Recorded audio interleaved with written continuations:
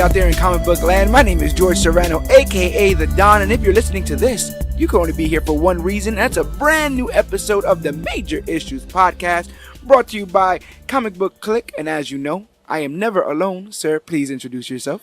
My name is Gregory Thomas, aka GT Rebirth, and this is your overly explanational CW opening for every TV show you've ever seen.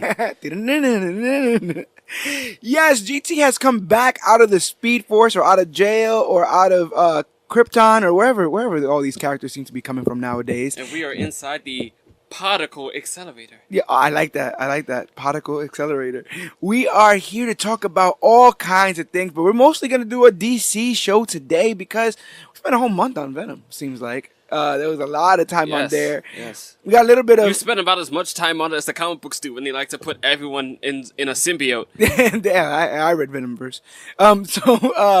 We're going to do a little bit of Marvel news up top, talk a little bit about some DC news, get into the CW show premieres, and then the piece de resistance. We're here to talk about Flash Rebirth Volume 1, a.k.a. Lightning Strikes Twice. But first, how the heck are you, GT? How are things? I'm doing great, man. Everything's doing all right. I haven't destroyed my place of work yet, so that's good to know. It's always sunshine around the bend. Not much sunshine around here now. New York City got cold real fast. Yeah, what the heck happened with that? We're getting a cold snap over here in New York. It was freezing. If it was this cold for Comic-Con, there's no way I would have been able to cosplay. It's half of New York probably wouldn't have been able to cosplay because it is freezing. It's always my problem at Halloween. All the costumes I like are just like, I'm freezing and I don't want to wear this anymore.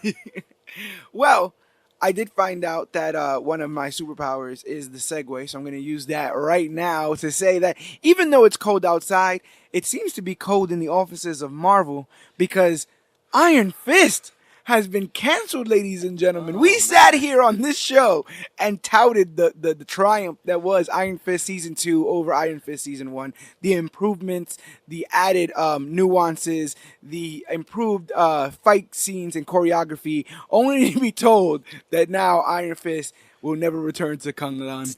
Danny Rand is the whooping boy of the Marvel Netflix universe. How do you feel about that, man? How do you feel about that news? You know, I will tell you right now, I'm weird. I still haven't seen the first season. Okay. So I don't know how bad it was. My first introduction to Danny Rand was on The Defenders. Right. I enjoyed him on The Defenders, and him and Luke Cage had a cute little thing going on. Like, they bounced off each other pretty well. Definitely. So it's like, okay, I'm going to go into Iron Fist 2. I know all I need to know about the first season, and I'm going to see what they did. And now that they canceled it, I'm just like, no, you made me care.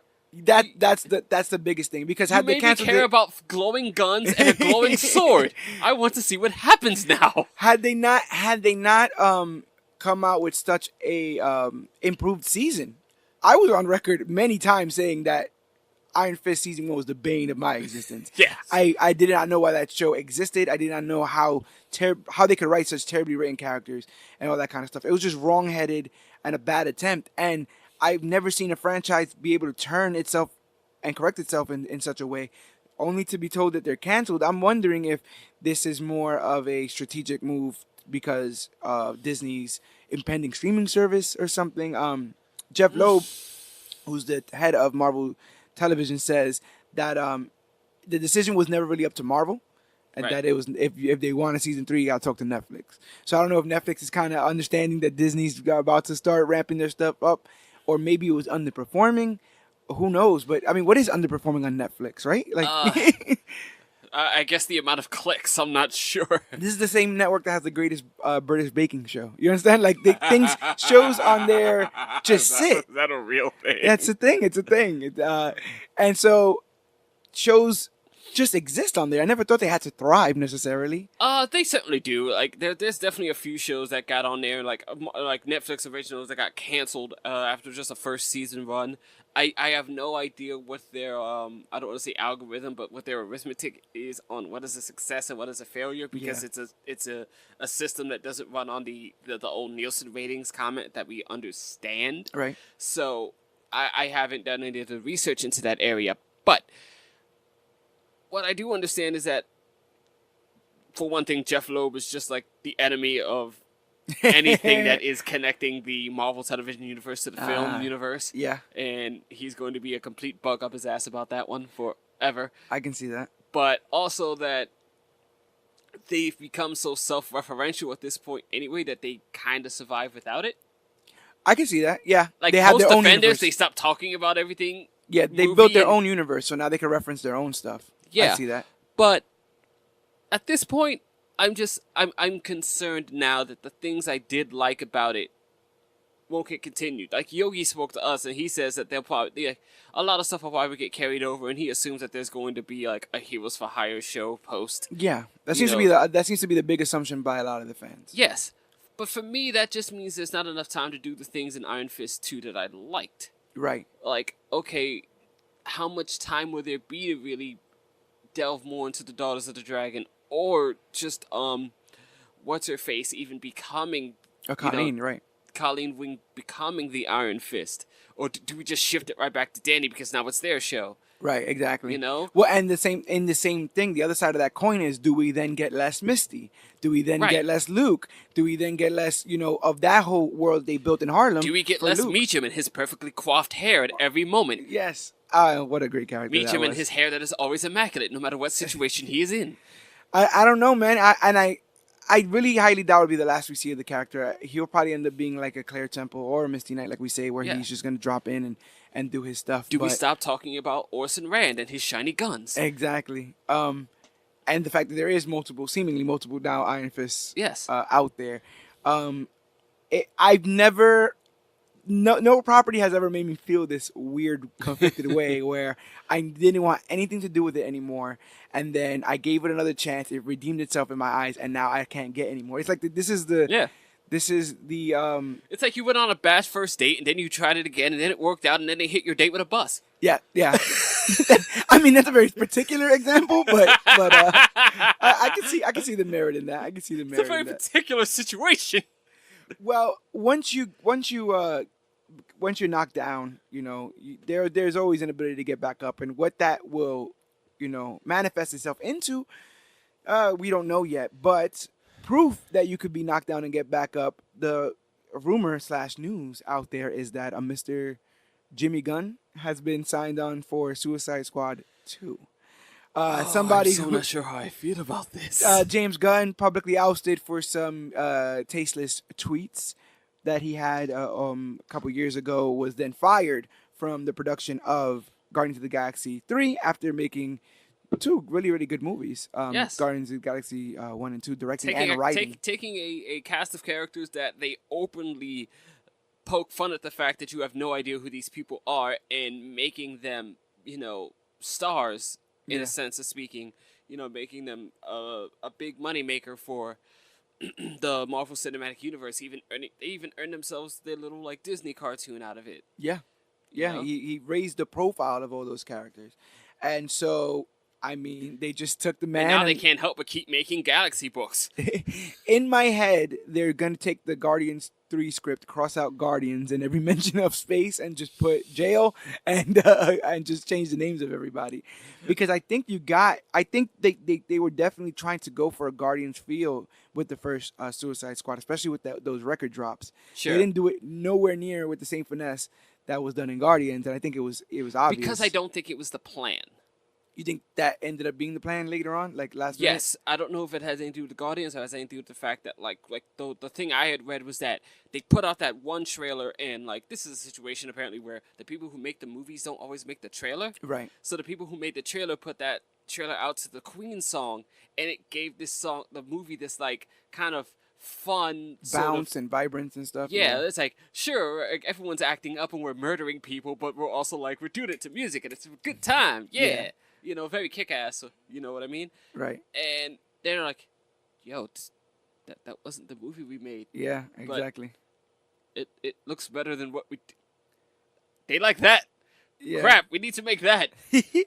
And then 15 people got into the editing room and had to do it all in 2 weeks. Yeah, and they made hibachi of them films. Just chopped it up and threw it out there. And only 10 of the 15 guys in that editing room made it out. And they ate the other 5 for subsistence. But you do what you gotta do. Gunn is on, and regardless of how you felt about the film, the cast is star-studded. People are considering that this might be like a reboot, because with Suicide Squad, you don't necessarily need a dedicated cast, considering that you are implementing these characters to be disposable. That's the entire idea behind it. And like, it's the one movie out of that whole little universe that had nothing to do with anything else that happened. Right. It exists. It, like Guardians, existed solely independently of the rest of the universe up until Infinity War. Do you have any obscure DC villains you'd like to see put on the squad randomly? Anybody out there you think not getting enough love? Because they're gonna end up doing guys like Killer Frost and stuff soon. I can see. Maybe, but then it's like, you know, you're sort of mixing that TV movie universe, and it becomes another one of those annoying things, which we're probably going to get with Supergirl, and that's going to another academy. But and they're talking about that film too.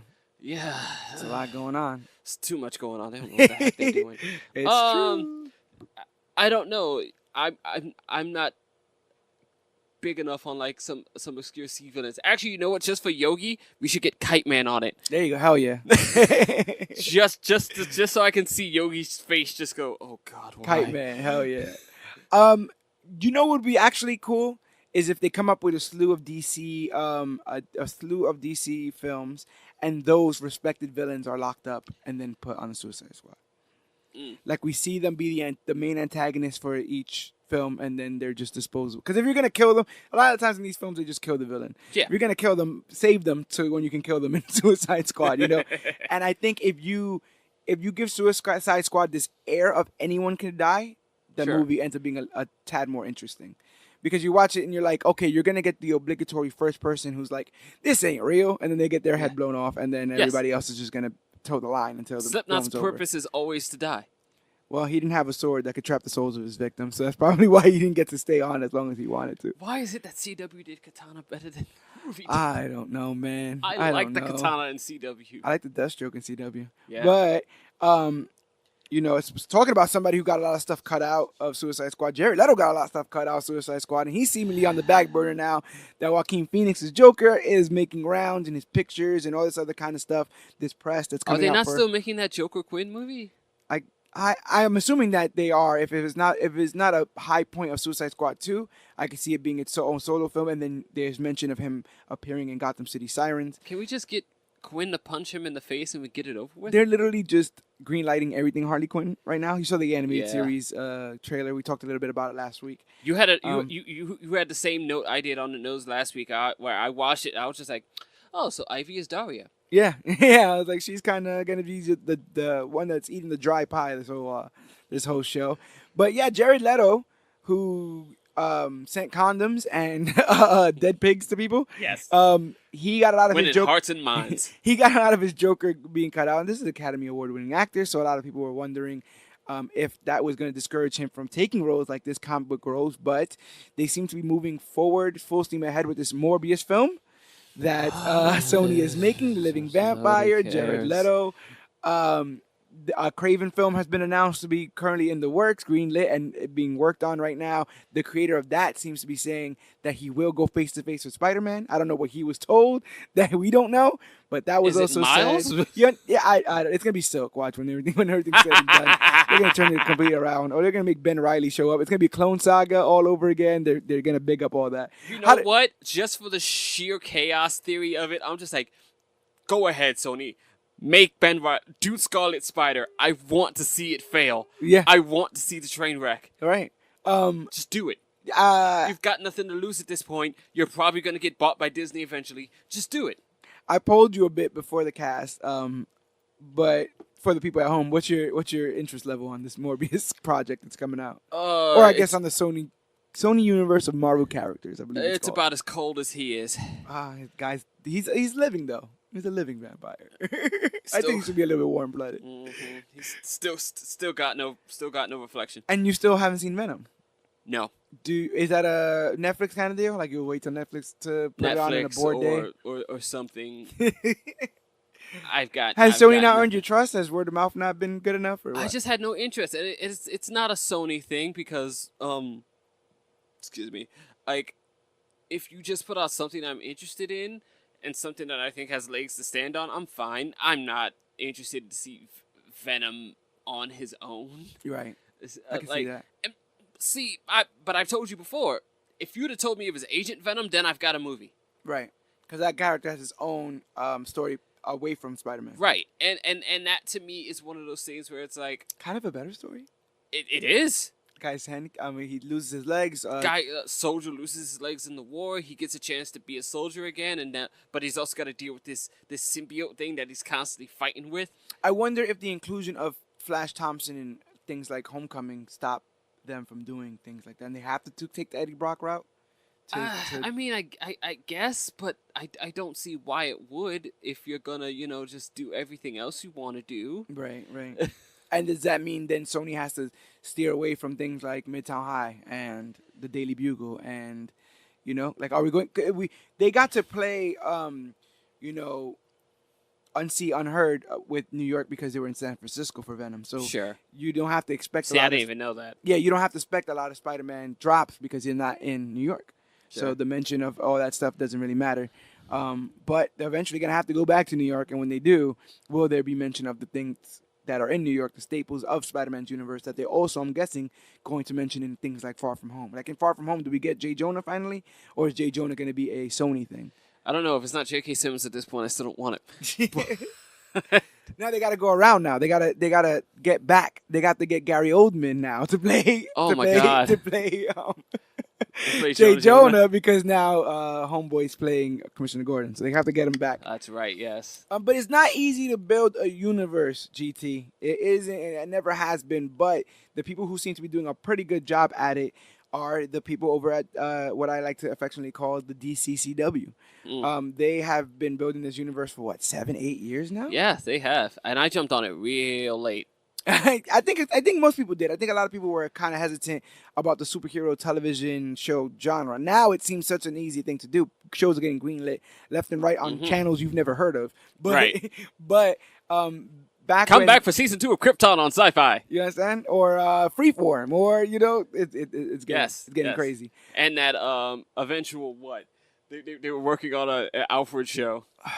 Oh, don't forget about the Aunt May prequel that's supposed to be coming out. But we don't talk about that. Steve Amell, who plays Stephen Amell, is it Stephen Amell? Stephen Amell. Stephen Amell has who's been playing Arrow for close to a decade now, says that the crossover that they're coming up with this year, the Elseworlds crossover, the one that's supposed to be introducing Batwoman, yes, is the biggest and best yet. And that in this crossover, he has filmed his favorite scene he's ever filmed in the history of the Arrowverse.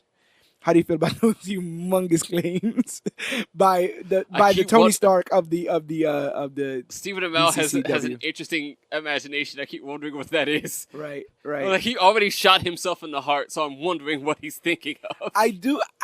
I have seen though, or if you pay attention, the crossovers have been getting better. Absolutely. They have been. I still question where Stephen Amell got kryptonite, but absolutely. It's still kind of hard because there's tons of characters to juggle. Oh God, yes. And sometimes they're given busy work, and it's kind of plain as day to see that okay, this person was knocked out because they can't have him around, and this person is crawling through vents because we need. If you watch pro wrestling and you see like the 4-man or the 6-man match, it's always just like, oh God, he fell to the outside. Well, he's gonna be gone for 5 minutes. Yeah, but we still need to fill the card, so they got to be on it. So I'm hopeful for it. They've yet to disappoint me, but I felt it's interesting in the sense that when you watch it, like when I saw the Crisis on Earth X crossover, and like you see this throng of 15 to 20 people, 20 heroes walking toward the villains, and it's like this is that thing in people's imaginations, what they imagine when they're just like Justice League movie. Definitely. And there's 15 characters walking toward the fight. And it's just not feasible in film like that. Yeah.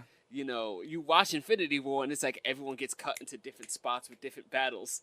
It's like now you wonder how they come together in the end, but it's a difficult thing to film because you've got to get everyone something to do without just making it a giant supercut of punching. Right. And when you have somebody like a Supergirl, what does someone like the Green Arrow do? You understand? When she could just be flying around lasering everybody's heads off. And the Flash, you could just, Yeah, literally do it all by himself if he wanted to. And that's usually what happens in those things where it's just like, oh, we've got a Supergirl. we need to get the villain team of Supergirl so she has someone to fight and keep her busy. Yep, and we'll just bring Reverse back. We need another speedster for the other team so he's busy.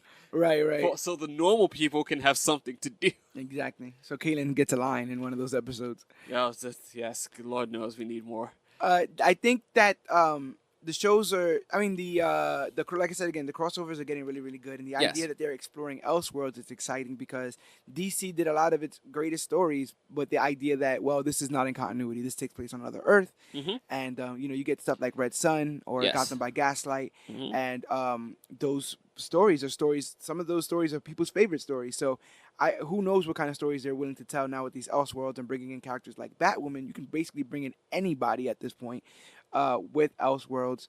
But honestly, I felt like that the loss of Andrew Kreisberg, who did a bunch of stuff he probably shouldn't have done, got caught doing a bunch of stuff he probably shouldn't have done, bueno.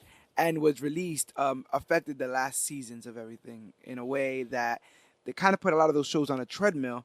But Cosmic treadmill? Cosmic treadmill. But we are in the literal week of all these shows coming back. Yes. And I'm excited. We were able to see Black Lightning and Flash come back, and I would say it's a bit of a return to form. I would say that things seem to be looking up. Maybe I'm being a little bit optimistic, but with the DC streaming service and then this seeming to come back up, DC might be getting their hands back on the wheel a little bit. I will say, as someone who quit after the holiday break on The Flash, this one somewhat renewed my faith in it. Yeah. This first episode was just like, okay, I can do this. Doing fine. Right. I'm going to ignore the fact that his daughter's probably older than he is and maybe half the cast. Yeah, she is 34 years old, Nora Allen. I found that out yesterday, and I was like, what the heck is going on? That is about as hilarious as all those mid to late 20 adults in I Know What You Did Last Summer. Oh, I was watching Saved by the Bell. It's the same thing. Everybody's 30 years old and stuff. It's all terrible. But beyond that fact, I'm very interested to see how everything, goes with that one. Yeah. Let's get on Black Lightning first. Yes. Black Lightning, by the way, gave me the best deep cut rather, that I could have possibly gotten in that. Did you notice it? I have one, but I want you to say yours because I don't know if it's the same one. Go ahead. Mine was turning it on and almost in I think the first or second scene or whatever, I'm just like, yo, that's Meteor Man. Yeah. That's definitely one of them. I got Black Lightning and Meteor Man in the same show. Yeah, that's definitely one of them. And then talking down to him, too. I'm like, damn, Meteor Man, you've kind of jaded over the years, man. Meteor Man got grizzled. Yeah, you understand? He's gotten a little bit Ben Affleck with the whole thing. He's all jaded. It's all gone. I don't know the character. I don't know if he has any link to anything in the books. So I'm just like, please put Robert Townsend in a costume by the end of this show. That would be so cool. If he becomes a villain, a hero, I'm with it. I'm down. Either one, even if you... I don't even, if you can find a way to make him Meteor Man, do it. But we're doing these cuts. If we're doing these cuts, I want Wesley Snipes to show up for one of these seasons. You understand? Go with it. You got a black comic book character? My cut's a little bit deep as well. We got Bill Duke showing up to interrogate Lynn for the removal of the pods. Okay, see, I'm not aware of that character. So Bill Duke is the actor's name. Yes. He basically is reprising his most famous role in Menace to Society, where he sits and he's interrogating a young man, and he's like, you know you messed up, right? You know you done messed up, right? And he basically says the same line to Lynn, like, I know you're lying. You know you're lying, right? You know I know you're lying. You know you messed up. And I was like, that's such a thing rooted in the culture. I see. That I was like, wow, I'm really digging this thing. But before we get too ahead of ourselves, how did you feel about season 1 of Black Lightning? How did you feel about the entire show? It's the latest of the DCW shows to be produced, and it has a distinctively different look and feel to me of the rest of the shows. A lot more social commentary, a lot more of what's going on the other side of the fence, as people say. How did you feel about Black Lightning? I actually really liked it. I went in on the fence about it, just like, okay, this isn't a character I don't know much about, and has a completely distinctive look from what I've ever seen him.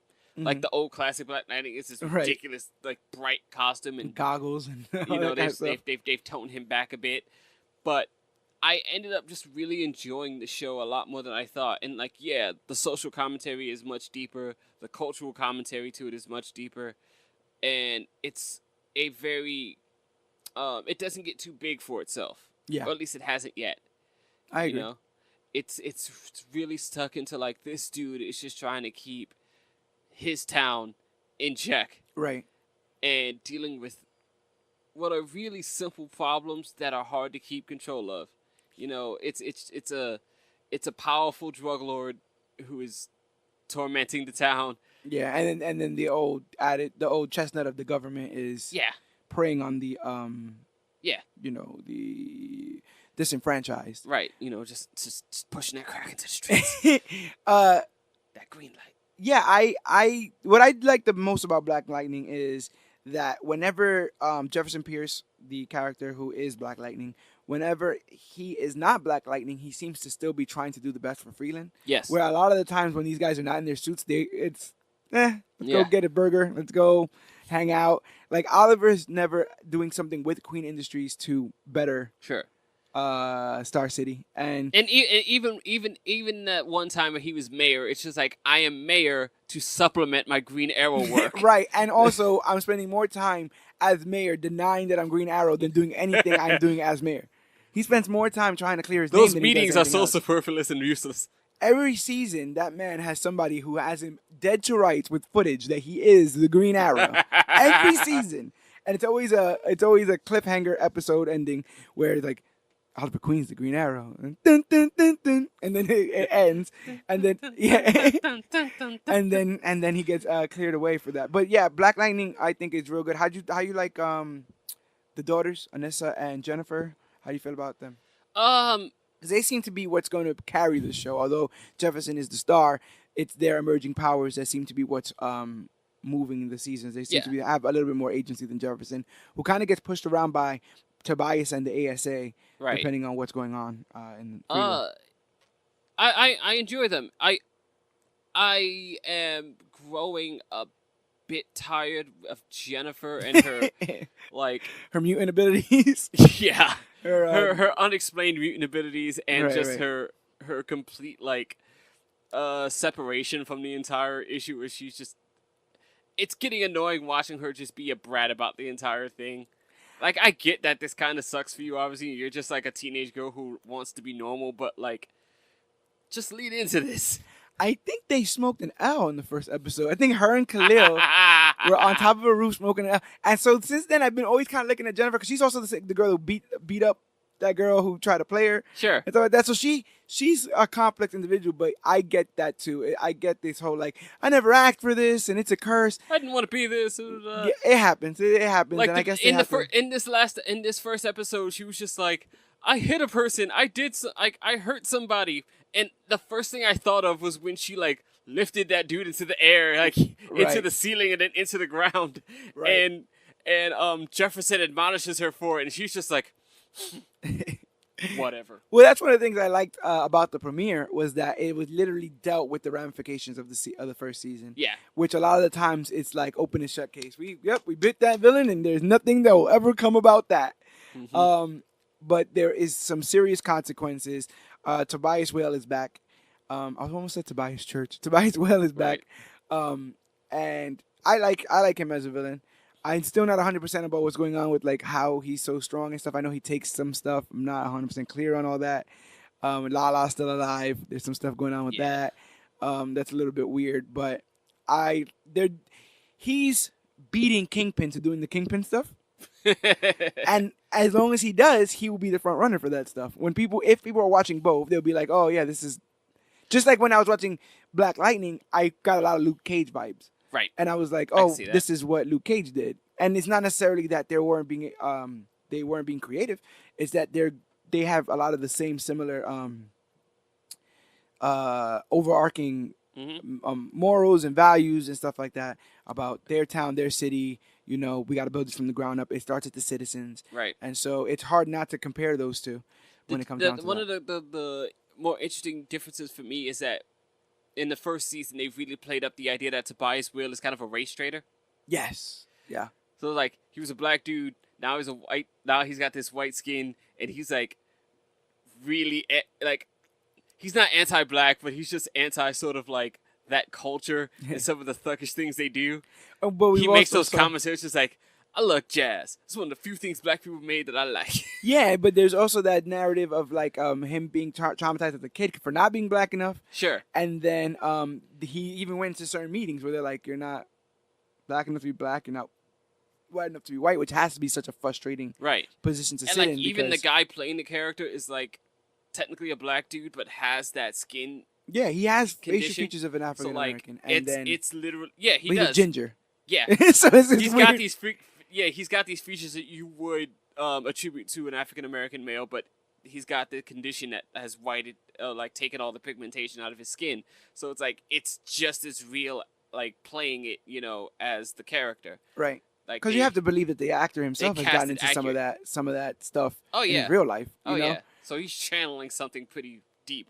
Yeah. So and that's a actual cultural thing. Mm-hmm. The shades of skin and how black you are, or how of any race you are. How you what makes you of that race? Is it engaging in the culture of it? Can it just be your skin tone? Does it have to be where you're from? Does it have to be how you talk? And there's a lot of that is brought up into the show. Mm-hmm. So I definitely like that.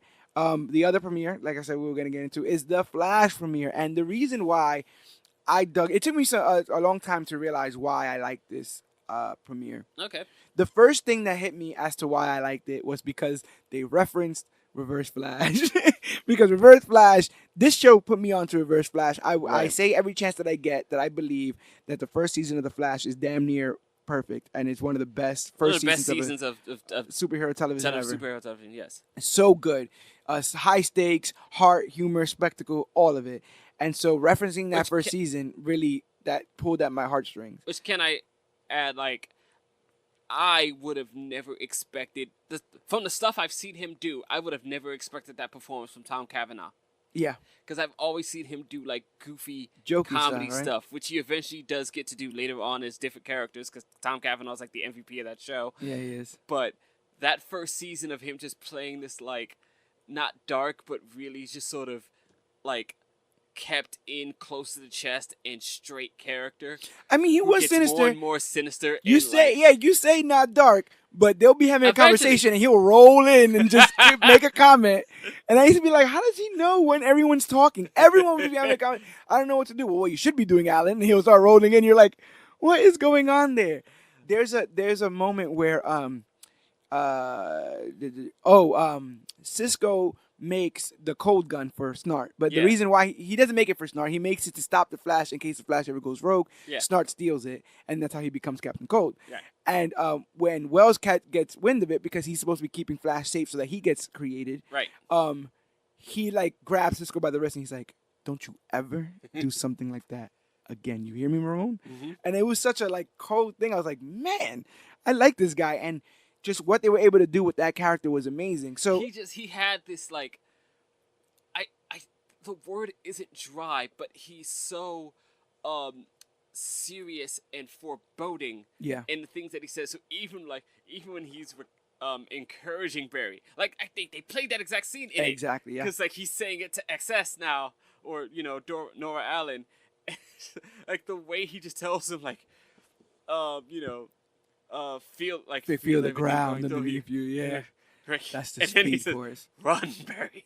You would assume that would have gave him away right then and there. He's like, how do you know all about this? What is going on here? Yeah, you're sort of watching it just going like, you know way too much about this. Dude. But it was a performance that's just really powerful and like makes you pay attention to him every time he speaks. Yeah, which makes that finale of that season one of the best episodes of the show, because it shows how much of a range Tom Cavanaugh has and the character of Eva Barthorn has. So those last 3 episodes where he's completely revealed and he just gets to just go full bore now. It's great. And you would think he'll go full bore mustache twirling, but he doesn't. He has a care for some of these characters and a weird twisted sense of morality with all this that makes it way more interesting. Started to like Barry Allen. Cisco Ramon was like a son to him. So I thought that nuance, dating back to that nuance, was what made this episode for me.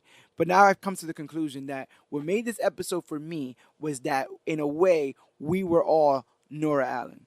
Nora Allen spent the entire episode gushing about the great parts of the Flash. Cisco, always so funny.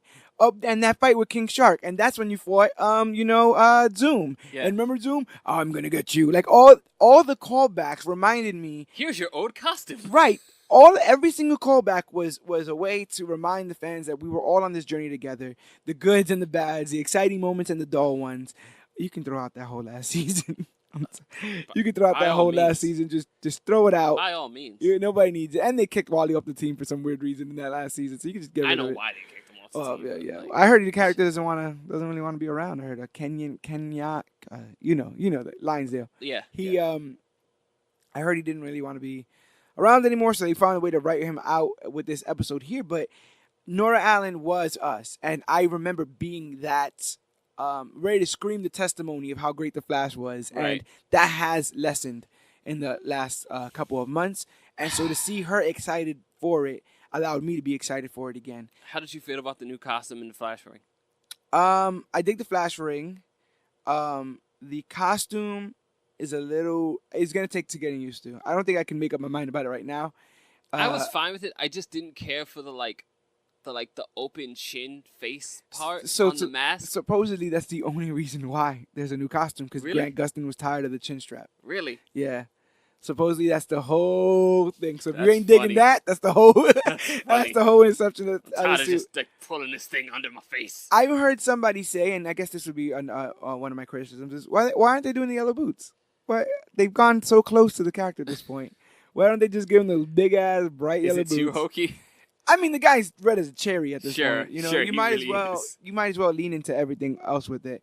I like the scary villain. I felt like Reverse Flash was a serial killer in that first season. When anyone who got too far or too close to the situation, he would straight up kill. He went and killed, I think, Iris's boss at the newspaper, just like that. And then you had Zoom, which seemed like a serial killer. Savitar kind of wasn't. He was just trying to get after Barry. Yeah. Who was also that's a Savitar, which I thought was going to be the season I hated the most until season 4. And then season 4 comes, and there are deaths there, but none of them seem malicious. They all just seem like, well, I had to get this, and you had it, so now you're not alive anymore. Thinker just looked at those deaths like a math equation. It was like, exactly. Whoops. I killed him because I had to. And so there was no gravitas to it. There was no fear. The villain shown in that last bit seemed pretty scary. Yeah. And if he is going to be actively stabbing people with that lightning dagger thing, right? I'm with that. I'm completely with cicada. It's a bug. Yes, it's that really loud bug. Yeah, that makes that weird chirping noise. But I don't know why he would do that, but why he would name himself that. I don't know. But we got a little bit of the. I don't know if you read New 52 Flash. No. But there's a scene in New 52 Flash in the issue where he phases a plane because the plane's going down. Oh, okay. And he has to touch the floor and use his powers. He does it by himself though. Right. But that New 52 Barry is, way further advanced than the Barry we're dealing with now. And so that was a cool callback that they did that. I just appreciated that, 5 seasons later, we've gotten back to the whole mystery of the newspaper in season 1. Yes. I was like, okay, fine. We're finally sort of coming back around to this. It's a Schrodinger's gun. We put it on there. Someone's got to fire it. Yeah, and I like that mystery where it feels like we have a lot of the information. We're just missing a piece. Sure. Versus the mystery they seem to want to always do, which is always like, who's the big bad, and we know nothing. Yeah. Which allows them the permission to make anyone the big bad and be like, yeah, I didn't get it. And it's like, well, you gave us nothing to work on. Like, how are we supposed to put together that this was the cause of events that had led to this situation? So I hope the who is the big bad is not the crux of this season. And like you said again, they're getting back to basics. I found that while rewatching season 1 of The Flash, what I like the most is him learning powers, him learning how to do things that he didn't know how to do. It's no fun when he shows up and he knows exactly what to do and learned it off camera. And that was fun with that time he taught me how to whatever, and then he just does it. You taught me how to throw a lightning bolt with my speed. Some of the best parts of that first season was him phasing for the first time with that bomb or whatever. And him throwing the infinite mass punch or throwing the lightning bolt. and failing and learning how to do it and trying to do it. I felt like a lot of that was the fun parts of that. So if we're gonna get that with him teaching Nora, right, I think that that's something that's kind of cool. I'm a little bit curious, and because I'm a huge fan of his, I wonder if there's a reason why they showed that it was Wells that told Barry that. right. Like, he could have said anything. And I feel like the fact that they played it back that Reverse Flash was the one that gave him that advice is going to come back in a certain way. I maybe that's just me wishful thinking. And also, I have another hot take that I want to say on here. Go on. What are the odds that we're dealing with a Flashpoint situation in Don't say that word to me. In Nora Allen's future, where because of what happens to Barry, Iris is a villain? Because there was this. Are you doing the whole like Joker? The Joker. Yes, Martha Wayne thing. Because there was this disconnect between Nora and Iris. Yes, even though they are the ones who spent most of the time together, supposedly in their lives, right? Barry dies and disappears. One could assume it's just because maybe Iris was deeply hurt by the disappearance of Barry, and then just became kind of a jerk of a parent. But but take that to its natural conclusion, right? Sure. Take it all the way. Maybe she becomes a villain. Maybe Excess has been fighting her mom for these years. Maybe. Came back to get her dad. Sees her mom and is all like, "Oh, Dad, hey! Oh, Mom, high five." You know what I'm saying? Yeah, like, And then when she's like, "Well, did you come?" Because she goes, "Did you follow in my footsteps? Are you a reporter?" Something like that. She's like looking at her and kind of like thing. And I wonder if that's a little bit of like, we try to kill each other in the future. Right. Like and this could completely be wonky, but I love getting on this podcast and just having wonky theories like this. Because what's interesting about the way they film the Flash is that they are not like, there is no how do you say, they don't hide all those little things. Yeah. Like they probably do in Arrow, where it's just like things just kind of fall under the radar and then we come back around to it later. Yeah. It's very just like the suspicions and the awkwardness is clear. Right. Granted, the Flash has had some issues with writing where like Barry just lets things go over his head. Yeah. Like, when Daddy Joe? No. Real Daddy. Harry. No.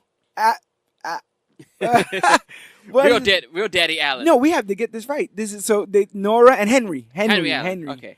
I know it was with an H and a Y, and I was thinking Harry. Where Henry Allen tells him just like, my mother's maiden name was Garrick, right?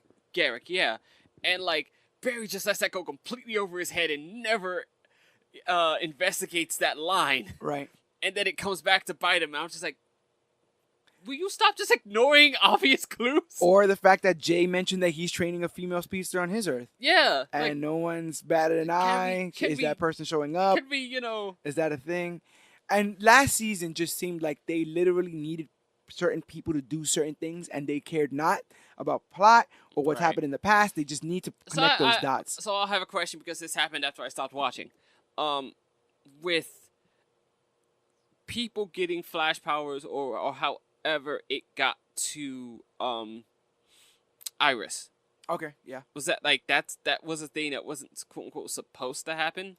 Right. That there was a character that when you touched him, he swapped DNAs. Sure. With the next person that he touched or something sure. like that. So he was able to give and take power. So it's the obligatory Flash doesn't have powers episode every season, where they either break his leg or they steal his speed force or some kind of thing. And so Iris literally has it for a day, and then they give it right back, and that's it. So this power that she had for a day that she really wasn't supposed to have, and there was no wasn't fated to have, is somehow referenceable in the fact that Nora has both colors. Purple lightning. When she said that to me sounded like, well, I did that too. You understand? Like when parents go, "Oh yes, she's just like both of us." She loves history, with you being a history teacher and me watching History Channel sometimes. You understand? It's like, right. I don't think that's both of us. I think that's one of us, and you have a little bit of that. You just kind of sit in the car. Right. So I don't know if she was just feeling a little bit like a detachment. It had to be like, well, she also has my purple lightning, because she deduced that, and that was it. That's all she needed. Right. She was like, yeah, that has to be our daughter. Like, I get it from a visual level. Like, this is how you know it's their daughter. There's a little bit from him, a little bit from her. But it's like, but you weren't supposed to have that. And technically that wasn't supposed to happen. So it's really not yours. So what's the connection? Why does she have it? Why does Is there some residual speed force in her that causes her stuff to be purple? Whatever. Who knows? And maybe Iris should have been like blue, and then red and blue makes purple. That kind of makes a little bit of sense. Yeah? So the other shows that we have coming up was like, I'm dying to see how Oliver Queen gets out of this pickle. Oliver Queen in jail. This seems like something right out of the comic books, where the villain is trapped with seemingly every person that they put away. The hero, rather. The hero. Cody Rhodes returns. Yes. Well, he's currently NWA champion right now, isn't he? NWA World Heavyweight, NWA World Heavyweight Champion, World Heavyweight and champion. IWGP United States Champion. And he was able to get his good friend Stephen Amell a match at the highly touted All In the event. Didn't watch it. I saw the first ever Arrow singles match. He had a tag team match at SummerSlam a couple years ago. Yes. Amell, when he commits to something, he really likes it, and he seems to really like this character. Ladder. Yes, he seems to really like this Arrow, character in the show. He seems to have a lot of input on what happens there. Arrow gets a little bit long in the tooth for me, because it's so dark all the time. I've heard that before. And it's also so tortured. Sure. Like, they need Ollie to be tortured all the time, and I need the Flash to kind of even me out with that sometimes. I get that. I fell off the last season a bit, because I feel like once you get past, the undead Malcolm Merlin, Damon Dark, and once you get past the undead Ra's al Ghul, sure. And once you get past Deathstroke, which I thought was amazing in season 2. Absolutely. And then and then you got Malcolm Merlin, who can't seem to die sometimes either. So it's like, where do you go past this? And a street level dealer who is mad that everyone thinks that he's just a street level dealer, that's not. I don't know if that's not enough for me. But again, I don't have a strong pull to the Green Arrow character outside of this show. Right. You've read the Rebirth run, right? Yes, I have. Is there synergy there? Do you see a lot of the elements shared? Is these a little bit, but from what I've also found, that the issue with DC Comics that they've had with Green Arrow is that Green Arrow has sort of found his way into so many different versions of him, and like, it's because they've never really caught on. Right. Like, Green Arrow has his fan base. Right. But it's never been a huge mainstream fan base. Not enough to not change him. Right. So you have what was sort of like, I forget the name of the stage actor that makes it popular, but you have what is that Robin Hood era Green Arrow, which is like, he's got the silly cap, and it's very Robin Hood-esque with the feather, the mustache, the yes, all of that whole thing. And then Smallville happens. Yeah, and you get New 52. Before that, what you call it? With the cropped hair and. Well, yes. But like, they also have like sort of dark Robin Hood era, where they do what they are sort of adapting now, which is like the Longbow Hunters era, right? Which I think was Mike Grell. I'm not sure. Oh, shortly after the Kevin Smith run, with Quiver and stuff like that. Yes. With Mia Dearden. And... Which is weird, and Kevin Smith just got on that book, was just like, who the heck is Connor? Yeah. No. I'm bringing Oliver back. Yeah. Not Connor. Hawk. Yeah, you're right. Oh, okay. I'm sorry. I think of the other Connor then. Yeah. Connor Hawk. Yeah. Who's Hawk? I don't care. Yeah. Just bring back Oliver. So, and now they do the Longbow Hunters, which goes through a darker Green Arrow, where it's like he's still got most of the costume, but he reverts to the hood now. Yeah. Then Smallville happens, and you get New 52 Green Arrow, where they make him look a lot more like Lance Smallville Bass. Yes. like Lance Bass. He looks like he's in a boy band. He's got cool goggles. Yes. He's actually become more Hawkeye probably than anything else. At that point, yeah. He's street level guy, but he's still kind of a billionaire. And he quips in New 52? He's trying to get on Justice League at one point. I didn't see the early stuff, so I'm not sure. Yeah, I saw him trying to get into... Because he doesn't get into the Justice League. He's on Justice League of America. Right. And so there's a lot of, like, I'm just the guy with the arrow stuff. And yeah. It reminded me a lot of Age of Ultron when he's like, none of this makes sense. We're fighting I'm the guy with robots. the I'm bow the guy with and the bow and arrow. It's whatever. Right. So they have been trying to find their footing with this. They have. So like, it still continues. Like I said, Smallville comes out and they make him look like the Green Arrow character that they do on Smallville, where he's got like the short blonde hair and his sleeveless outfit and it's all real sleek and everything, and everybody's just like, ugh. Right. And then Arrow comes out and Arrow gets popular, and who gets to start writing Green Arrow on the books? Andrew Kreisberg. And Andrew Kreisberg makes him look just like the TV, has him look just like the TV Doesn't he bring show. in Diggle? They bring in Diggle and Felicity. Wow, that's that synergy for you. Diggle and Felicity end up in the comic book, as well as all the other characters where he writes with Batman and Lex Luthor. He gets to play with characters that they don't play with on the TV I get shows. it. I dig it. And then Andrew Kreisberg only writes it for like one volume, and they move on after that. And it's like he's kind of just, this Green Arrow thing they run with for a little while up until Rebirth happens, because they can't find their footing. And a lot of people feel like a lot of the Green Lantern, what makes up the Green Lantern mythos is tied with Black Canary. And so the idea that she wouldn't be around. Green Arrow.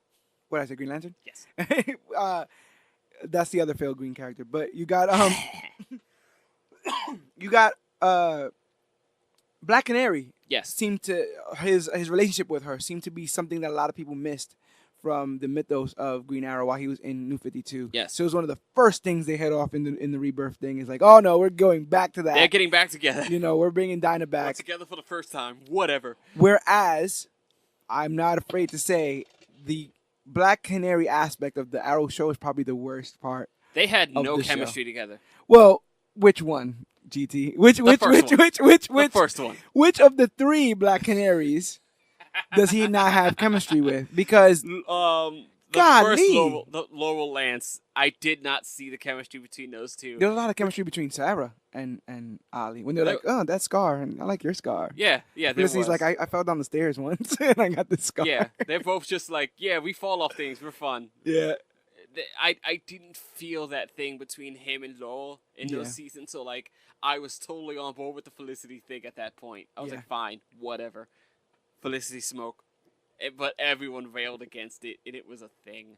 Yeah, I guess that would be the equivalency of like doing a Gotham show, and then Selena Kyle is not the chick that Bruce is all into. It's some obligatory. I've never like connected Bruce Wayne to a particular female character. Right. Like he's one of the few that like Superman's got Lois, Ollie's got Black Canary. Kind of like Grayson, right? Grayson just goes around. It is the magical adventures of Dick Grayson's penis. Yeah, you know what I'm saying? Dick Grayson just finds his way into beds. Yeah, he does not care how many bodies he has to take. I think in the last 3 volumes of Nightwing, he has slept with 3 women. There you go. So I guess, he in a lot of ways. He slept with the Defacer, and then he ends up sleeping with Huntress, and then he ends up sleeping with Barbara he definitely Gordon sleeps with Barbara. Yeah, he definitely sleeps with Barbara. There's a lot going on there. But, in this season, seeing I'm interested to seeing what new roles can be tried with Arrow. Not to say that there can't be, but there's a lot to each one of these seasons. 23 episodes a season is not easy. Yeah. Each episode is an hour long. Yes. That's a lot of time we spend with these characters, which makes these crossovers so rewarding. Very. Because we know these characters inside and out in a way that we can never on the silver screen. Never. And so I think that they have been serviced by that fact. And then you have the Supergirl, who gained new life. That character was pushed into the bin for the most part, and gains new life because of what they were able to do first on CBS, yes, then on CW, and I generally enjoy that show. Supergirl was what made me start watching. Start watching the CW. Yes. As a whole, did you get in on season 1 or? I got in on season 1, and then once they announced the Flash crossover, I'm just like, okay, let me go watch the Flash to see what this is about. How rewarding was that crossover? That first season. That crossover was so rewarding. Those first crossovers was like, we're really doing this. We're really going to do a whole show. And then that's when people started shipping Barry and Supergirl. Yeah. Because they're just kind of adorable together. Kara Allen. Yes. I dig that. Yes. I want to see that Earth. I remember when Instead she's of like, the Earth where we got Kara and Ollie, where it's just like, ooh. She's like, everyone hates me here. I messed up, and now everyone hates me. He's like, I do that all the time. He's like, I did that last week. Don't worry, they'll forget about it, and they'll be right back. It'll cycle. I didn't like season 2 all that much because I got jealous of Monel. I did not like her down in the dumps over a guy. I don't feel like she was that hooked on Jimmy in season 1. I feel like she had things to do. Right. I loved Ally McBeal. What's her name? Calista Flockhart. Calista Flockhart, yes. I as loved Cat her Grant. as Cat Grant. Yes. I thought she was just as snappy as she needed to be. Yes. In that, and she's like, I ain't moving to Canada. She's the J. Jonah Jameson of that show in many ways. Is. And I thought that was really well done. We get I do love how much she just plays up that she doesn't know. Yeah. But she knows and the entire time. And then she's like, oh, come on, be for real. Like, you're Supergirl. I know you're Supergirl. We get sexual chocolate Jimmy Olsen. You know, a tall The drink Guardian. of hot chocolate, the Guardian out there trying to bed down Lena Luthor. We got Luthor. We get Luthor callbacks all willy-nilly. Which, by the way, can I tell you how much I love how, like, the long game they have played with Lena Luthor? Yeah. It would have been so easy to just inject her in as a villain.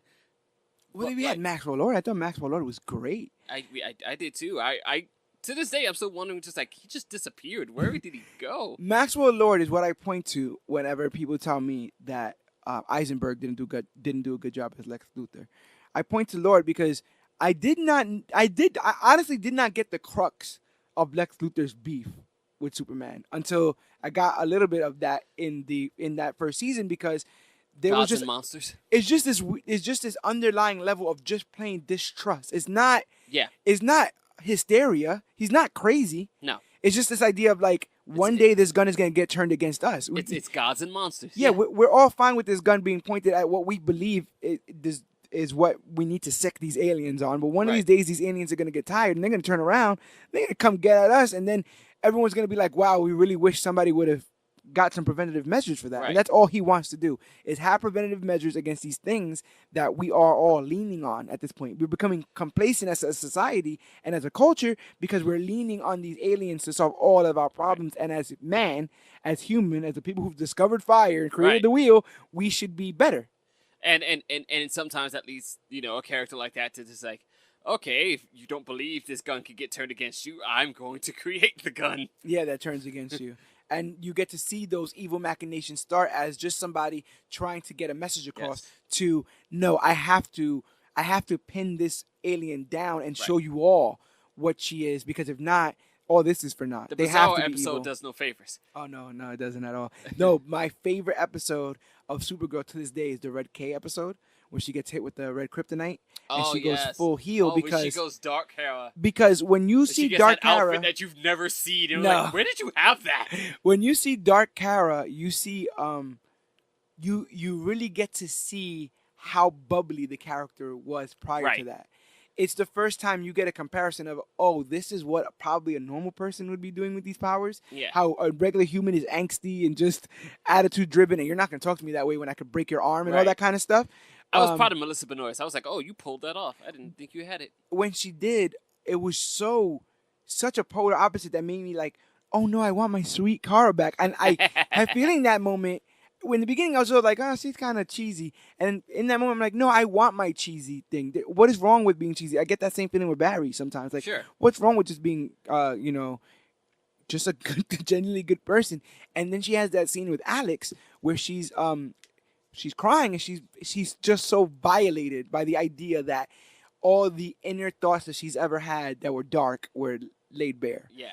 These are things that, yes, she has thought of, but that she would never do. She's exposed. Yeah, she would never do these things, because even though she feels slighted sometimes or may not agree with everything Alex says and may just want Jimmy to herself, she would never, take the happiness from anyone else just to make herself happy. That's a selfish move, something that she wouldn't do. So the fact that under this influence, she was able to act on all her selfish nature made her feel violated, and only a good person feels violated. Sure. And so that instilled on how great of a person Supergirl is, and I can't wait to see what she does for this crossover.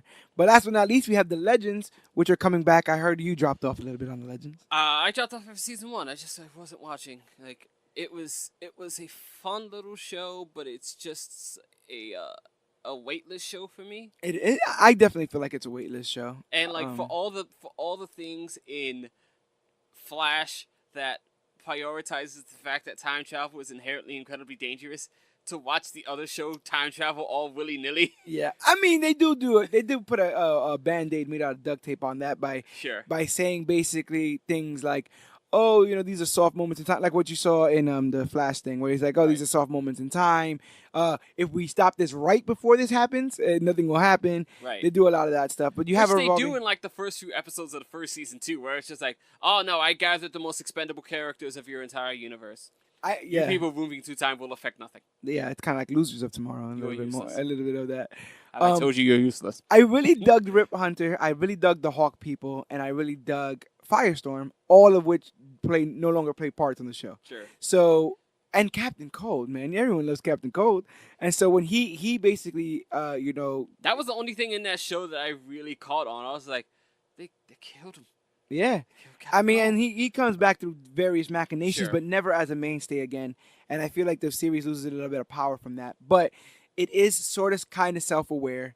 It's more pop culture than anything else. Yeah. It's literally just talking about old movies, and the ventures they go on are from movies or dealing with important people in history. It's like it is the Schoolhouse Rock meets, It is the Harley Quinn book of that universe. It doesn't really mean a ton, but you'll have fun watching it, maybe. I'm glad it exists because I do like the fact that characters like Adam exist and characters like, I mean, I'm not, Sarah, it is what it is with that. I feel like they could have tied that into somebody else. She gets to wear cute outfits and ridiculous different times, so I'm not going to be mad at it. We had Wally on the show for a little bit, but they seem to be coming back, and they're going to have Constantine on their next season. By the way, did you enjoy that Future Adam drop? What future? Oh, Ryan Choi. Ryan Choi out. That was pretty cool. Oh, and Shui. Don't even start on that. No. I've done some research on Shui because now available, if you look in the show notes, you can go and shop the merchandise of Comic Book Clique. We now have a Shui t-shirt. It's so Shui. This shirt is so Shui. Designed by yours truly. And in doing some research over Shui, Shui's actually first dropped, guess where? Batman Beyond. Oh my God. Which is in the future. So, we're getting some connective tissue here. God. Shui is in like the book of Batman Beyond. So what you're saying is Shui is canon. Shui is DC canon, baby. DC canon in the future. So way to go, DC, for being able to pull that nugget forward. But yeah, these shows are moving strong. How do you feel about the DC CW versus Marvel Netflix? Do you prefer one to the other? I find myself preferring the DC TV shows. I love the Marvel stuff. At the same time, it's like I completely missed half of Iron Fist, and now Iron Fist is gone. I do find Jessica Jones to sometimes be a chore to watch because I find Jessica Jones to be an unlikable character. She doesn't want to be a hero, so it's like you're watching somebody who actively doesn't want to do the right thing all the time. She actively doesn't want to be around. Right. It's like literally watching it's like watching an actor on a show they don't want to be on and just lamenting out loud. I mean, in a way, to pull from what you said, those shows, and I don't think they mean to, but they have an air of we're too cool to be superheroes. Sure. We're too gritty to be superheroes. That superhero thing is kind of passé. And where DC's embracing the hell out of it. Yeah. So I definitely like that. Luke Cage is kind of like, I just kind of want to chill, but now I've become this like thing for Harlem, and I've got to do this, and now I'm kind of a crime boss. Yeah, a little, sort of, kind of. And same thing with Daredevil. It's like, back to square one, back to killing people. I'm burning the costume, and back to punching people in the face till they bleed. That's what I'm gonna do. Although like Daredevil season 3 looks so fantastic so far. I'm crossing my fingers, so and we got the fake Daredevil reference from Born Again, where they send the crazy Daredevil out there to dirty the name. Yes. Kingpin sends a crazy Daredevil out there to dirty the name of Matt Murdock. But instead of just random crazy guy, it is Bullseye. And we also get a little bit of, I think there's a scene where Matt Murdock is there as Matt Murdock. Gets stabbed through the back. Matt Murdock is there as Matt Murdock, and Kingpin says something along the lines of like, I know who you are. I know what you are. And that was the one thing I got out of it. He was just good. oh, okay, I think Kingpin's figured it out, and now he's messing with him. Just put Karen Page on the drugs, and let's get there. And let's get heroin there. Karen. Let's get there. But one thing I do want to see in the future of some of these TV shows, especially The Flash, is the guy we have here. Ah. One of my favorite villains that we got to introduce right in the first volume of DC Universe Rebirth's The Flash. Yes, lightning strikes twice. Who's the creative talent on that? I forget. That is Joshua Williamson. Ah. Who is Isn't he still on writing Flash? The Flash Yeah, he's to still on this Flash. very day. One of the few books that still has the same writer since the beginning of the DC Rebirth one. Just Yeah, New like, 52. Yeah. Just like Tom King and Batman. You had go away and I just want to stop. Before we get deep into it, I'm not gonna lie. I had a bit of an issue in the beginning. Go ahead. With the art in it. It's very specific. I really dug the New 52 artist, Francis Manapul. Francis Manapul, yes. I just like his square see jaws and his I can kind of see why. It's so clean. His Yes. shadows and stuff are very, very clean. And the thing is, to prefer an artist is not necessarily to say any other artist is bad. It's just you get accustomed to a certain kind of work. You get married to a look and you get married to a vision, and then like once it changes on you, you're just like, But what I will say, who's the artist on that? It's like Guan. Carmine de Gendamico. That's what I'm gonna say. I don't know. Yeah, you're right. Carmine de Gendomingo. I hope I'm saying that right, Mr. Carmine. But yeah, he Italian born comic artist. But he while I did not like right at the time his artwork, I have to say that whenever the characters are moving, whenever there's kinetic energy happening on the page, it's beautiful. Yes. Whenever you see the Speed Force coursing through any of these characters, they're running a fight or any of that kind of stuff. Lightning and the yes. But I guess what I would argue is that everything feels like it's moving even when it isn't. I can understand. And that was my rub up against this initially. But yeah, we got to get into this Rebirth volume 1. I wanted to cover this on here because the Flash has returned, and I do think that there are some definitely great stories of the Flash that have been written in this modern era, but it's kind of picky and choosy. I don't think it goes straight great story after great story after great story. It hasn't, and I, as someone who has kind of fallen off and then gotten back on the Flash ride with these books, like I can agree with that. It finds a way to try something different and maybe catch on, maybe not.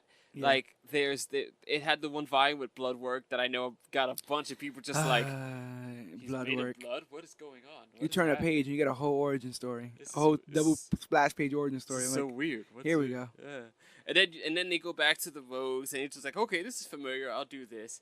And then I'm out of order, but it's like then you get the button story and then it's like, okay, everyone's jumping on because it's the big doomsday clock thing, and then you never hear about it. We got a negative Flash story that I felt like they were gonna just jump into, and that's seemingly gone. Yeah. So it's like they start an idea, and when they feel like people are not really pulling on it, they just abandon it, and it kind of hurts because some of the ideas that they choose to go whole hog on, like in this first volume, work, and they work greatly. Yes. So this is Flash Volume 1, dealing with issues 1 through 8 of the Flash, but also dealing with Flash Rebirth number 1. But a lot of what was in Flash Rebirth 1 was covered in DC Rebirth 1, which is basically the introduction of this idea of rebirth and everything that's happened in the universe. So a quick synopsis for that Rebirth story, and stop me if you want to interject at any point. But Wally West returns from the Speed Force and explains to Barry. Classic Ginger Wally. Yes, he's back. This is a Wally West that we've seen in the Justice League cartoon. This is a Wally West that, if you read our cover of Flash War, you know was dealing with a lot of what was going on there as far as his disappearance. It's from the beginning of the New 52. There was no... There has to be a better... I'm going to call him Ginger Wally West. I'm trying to find a way to designate... Classic Wally. I'm trying to find a way to designate these characters without being insensitive. Classic Wally works. Classic Wally and Wallace, I guess we'll have to go with.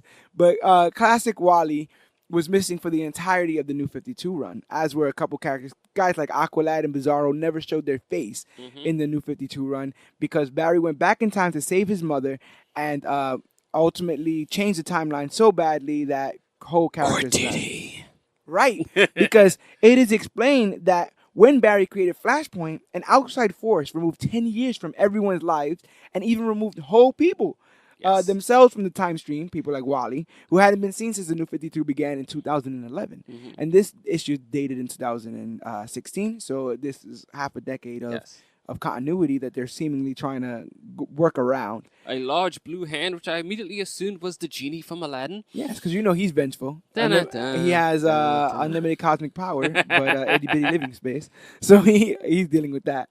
But yeah, the idea that Wally is back, and if you read that first DC Rebirth, that reunion is kind of teary eyed. The things said in there, the artwork of the Speed Force seemingly pulling Wally West back and Barry being able to pull him out is some of the genuinely best heartfelt moments. It is a pretty massive comic book moment in like the beginning of my comic book journey. Yeah. A lot of it like really ties up. Like, here's everything we tried to do. Some of it didn't work out. Yeah. Here's something you guys remember, and like an idea of what's to come of, okay, we changed a lot of things. We're going to try to bring a lot of it back.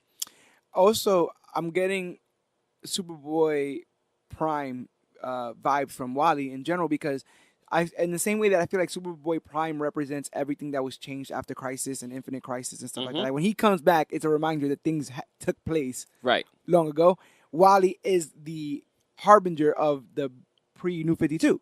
And so whenever you see him and whenever he's talking about memories, he exists outside of 5 years of continuity that we grabbed onto. Almost a man out of time. Exactly. And so Barry promises to help keep Wally's return a secret from Iris until they understand what that means. And that lasts, 40 issues into this run, keeping this secret. How did you feel about that idea that we're just not going to tell? Barry's superpower is keeping secrets and it backfiring on him. Yeah. Because it never comes out when he wants to tell people, but he also seemingly never wants to tell people. So Or somebody else just ends up telling it and then it blows up in his face. He doesn't make good life decisions. Wally legitimately looks disheartened by the idea that his entire life, family, his memories are all trapped in the Speed Force. Right. But he's just gonna go work with the Titans and go. Did you follow him over there? I followed, I think, the first 2 volumes of Titans just to try to like okay, Wally West is back. Oh, Wally West is doing his thing on this book. Let me go. I'll follow it over there. They do it, and this is where I get into my first difficulty with what they are doing with the Rebirth line and the 10 years and the memory stuff. Okay. Because almost immediately on Titans, they don't know him. They don't recognize him because they are New 52 characters engaging with a character from a different era. Right. But because we're doing the thing where these histories do exist and that people don't remember it, they do the thing now where Wally is able to, like, whenever he makes contact with these guys, there is a sort of a kinetic charge or something where it awakens the door to those memories in them. Yeah. So definitely. he makes contact with Nightwing, and now Nightwing like remembers who he is, and he does that with most of the characters in Titans. And I don't quite understand why that works with those characters, but almost no one else that Wally comes in contact with. Yeah, because we're told later on that it's temporal energy that he seems to have, like residual temporal energy, because of his existence outside of the time stream. So whenever he touches somebody, they get hit with that energy and then instantly get all the memories or whatever from Wally and what's been going on there, which honestly would be something that would drive me absolutely insane. The idea that there was another timeline of me and this and my life, and this person exists outside of it or inside the previous life, and now I have recollection of both. Sure, that would drive me bananas. But like, I've not understood what they are doing with it in the sense that, is this a previous timeline now, or is it just your timeline altered? Right. Oh, I get that. Yes. It seems to ride that line where, like, we created a new universe, so there's different characters. Yeah. As is implemented with the concept of the 2 Supermen. Right. And the 2 Loises. Right. But now we're saying that no, there was time stolen from you, and you can get it back somehow. Right. This is another concept that is implemented in the Superman Reborn that comes up much later, Right. where the And I feel like they timelines. found a much cleaner way to yada yada through. Now he knows everything from both Right. sides, and he is a combined. He has the combined experiences and the combined memories and the combined lives of both Supermen that existed. I don't think it's gonna be that clean for everybody else. You give 10 years back to Probably everybody not, else. but even the Superman history isn't that clean because it changes where John gets born. Yeah, it's true. Instead of John being born on his own with Lois and Clark, he's born in the fortress Yeah, with Wonder Woman. with Wonder Woman as the midwife, and Batman just like, I will be outside. Yeah, I don't want to see any of this. I'm gonna stand guard. I've seen massacres before. I don't need to see any of this. Jesus. Yeah, so Wally is the linchpin in all this, Yes. and if you read Heroes in Crisis, it gets a little bit sad for Wally, but Oof. hopefully, they're still holding on to that bit of hope that he supposedly represents. Flash and Batman start to investigate a mysterious button that's appeared in the Batcave, and a side story is shown where Barry had a hunch during a CSI investigation that was similar to his mother's murder, and it's proven that Barry is sometimes wrong. His hunches on people or his hunches on cases are not 100% right, and that was basically the end of that Rebirth issue. A quick introduction to Barry's origin, an introduction to the murder of his mom, which is a big crux of what makes the character him, Yes. and his involvement with the League and what this Rebirth thing is meaning for him. The reintroduction of Kid Flash, and all that kind of stuff. And he tells Kid Flash he doesn't have to be Kid Flash anymore; he can be Flash. Yeah. And that's when he gets that cool silver and red outfit for a little while. Yes, he does. So that's pretty cool. We do the two Captain America's gimmick on it. But we jump right into issue 1 where we're introduced into August Hart. And it's shown that him and Barry have been friends for years, and to the point that it was Hart's case that Barry was working on when he got hit by the lightning. Yes. Now, do you like when they do this? When they go back to specific harrowed moments in a hero's time and be like, oh yeah, that person was there. They were just in the background. I'm typically pretty fine with it, like Okay. as long as it's not super contradictory. Okay. You know, like if you have such an open-ended idea as like, yeah, Flash was messing with some chemicals and doing his CSI thing, and then he gets hit with lightning. Oh, here's what he was doing. Yeah. Sure. No one ever asked what he was working on, and I Right. guess that leaves a hole open for it to be this Hart case, this August Hart case, because August Hart's brother was killed, and it seemingly they could not have enough evidence to put his brother's killer away. So years later, after being hit with the lightning bolt that creates the Flash, Hart becomes a detective. Barry becomes the Flash. And during a standoff at Star Labs with a militaristic terrorist group called Black Hole, you could have came up with something better than that. The emblem on the chest reminds Hart of his brother's death. He seems to remember that emblem there. Yes. Kind of like remember that Pokemon that had that thing there? I know what you're talking about. You know what I'm talking about. I can't yes. remember. It was like a frog or something. I know exactly what you're talking about. Yes. During this whole standoff and shootout, August is struck by a lightning bolt and given the same powers as Barry. He quickly disposes of the members of Black Hole as Barry looks on in awe. What a first issue. Did you like initially the character of August? Could you tell that he was going to be something that was going to stick around, or he was going to be like what Julian was for season 3 of The Flash, where he's just kind of... I never really made the connection to Julian, but I get it. I thought it was going to be a bit more interesting because I always, I'm used to CSI shows, so Okay. like to me it's a team of guys, and I was interested to see how this team would work out. Yeah, because although I don't have her name down, there's also a female that's working alongside them, a redhead. She ends up being in subsequent issues as well. Her and Barry end up becoming friends. But yeah, we got a new speedster. August has been hit by lightning, which is pretty cool. We see that he had no problems taking out the victim. Right. Whether that's good or bad, that to tell you the truth, that's the beginning of what should start tipping you off, because Hart is literally, from the first time you see him to the end, has been about one thing, and we'll get to that in a minute. But in issue 2, we get Barry training August in the ways of the Speed Force. Yes. And Hart figures out that Barry's the Flash, like on the 3rd page. He's like, "Come on, it's you, Barry. Stop playing that." How do you feel about I the check whole? evidence. It's what I do. How do you feel about Barry's secret identity between the show, between here? Do you think it should be something that should be like only a handful of people know, or? It's pretty flimsy at this point, but it's. I think over time it's almost it's an inevitability when you have a character that's lasted this long.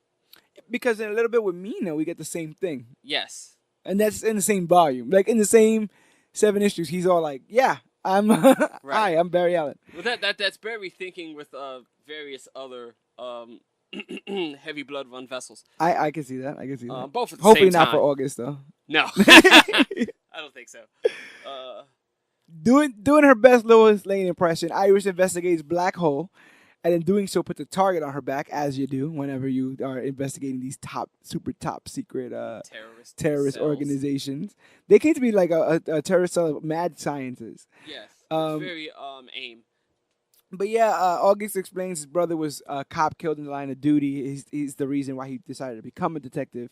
And the cop was killed by a man named Billy Parks, but the criminal was let off due to insufficient evidence. So, August wants to use the Speed Force to find and arrest criminals that they wouldn't be able to without the powers. Mm-hmm. That's the beginning of that, right? That's the beginning of, I gotta keep an eye on you there, buddy. Yeah. He's all like, "Do you know what we can do with these powers?" I'm going to need you to table that there, Tiger. How do you feel about Barry's steadfastness of vengeance is not justice? I believe in it because, like, what is the difference between you and the criminals at that point? Yeah. You know? Well, it gives you the right, I guess, right? Yeah. In a sense that you have to be that if you're really intending to be, like, I guess if you intend to be a quote-unquote the hero. Yeah.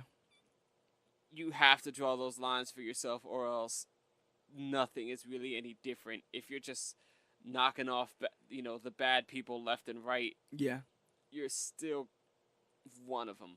And you got to bring somebody in like this with the diametric viewpoint, because then it lets you see Barry a little clearer. Yes, you let you see where his line obviously is, and when they continue to get into this argument, because this is a line that continues throughout the arc, and as they keep talking about vengeance and justice, Barry seems to get increasingly angry because he does feel like there is a definitive line between the two, right, and that it should not be crossed, which allows you, as the reader, to understand that it's something that Barry holds dear. It also helps you understand what his frustration is when, like, these guys do constantly get off, or they do constantly find their way back on the streets. And it's a cyclical battle that almost seems never ending. It's Ouroboros. It's just the snake just eating its own tail over and over. Yeah, it's the Joker. It's Mariah Dillard. It's this Stokes. It's the idea that you can put a permanent end to this if you're willing to get your hands dirty. But Barry is not, and Barry says that again, that it sounds like vengeance and not justice. Mm-hmm. Iris is trying to follow her lead when Black Hole kidnaps her, and when the Flash attempts to save her, he's hit with a Speed Force gun. These guys seem to have weaponized the one thing that we do not understand. And Hart in full costume. How'd you feel about that August Hart speedster that costume? The goggles and it's like a elevator jacket, like one of those.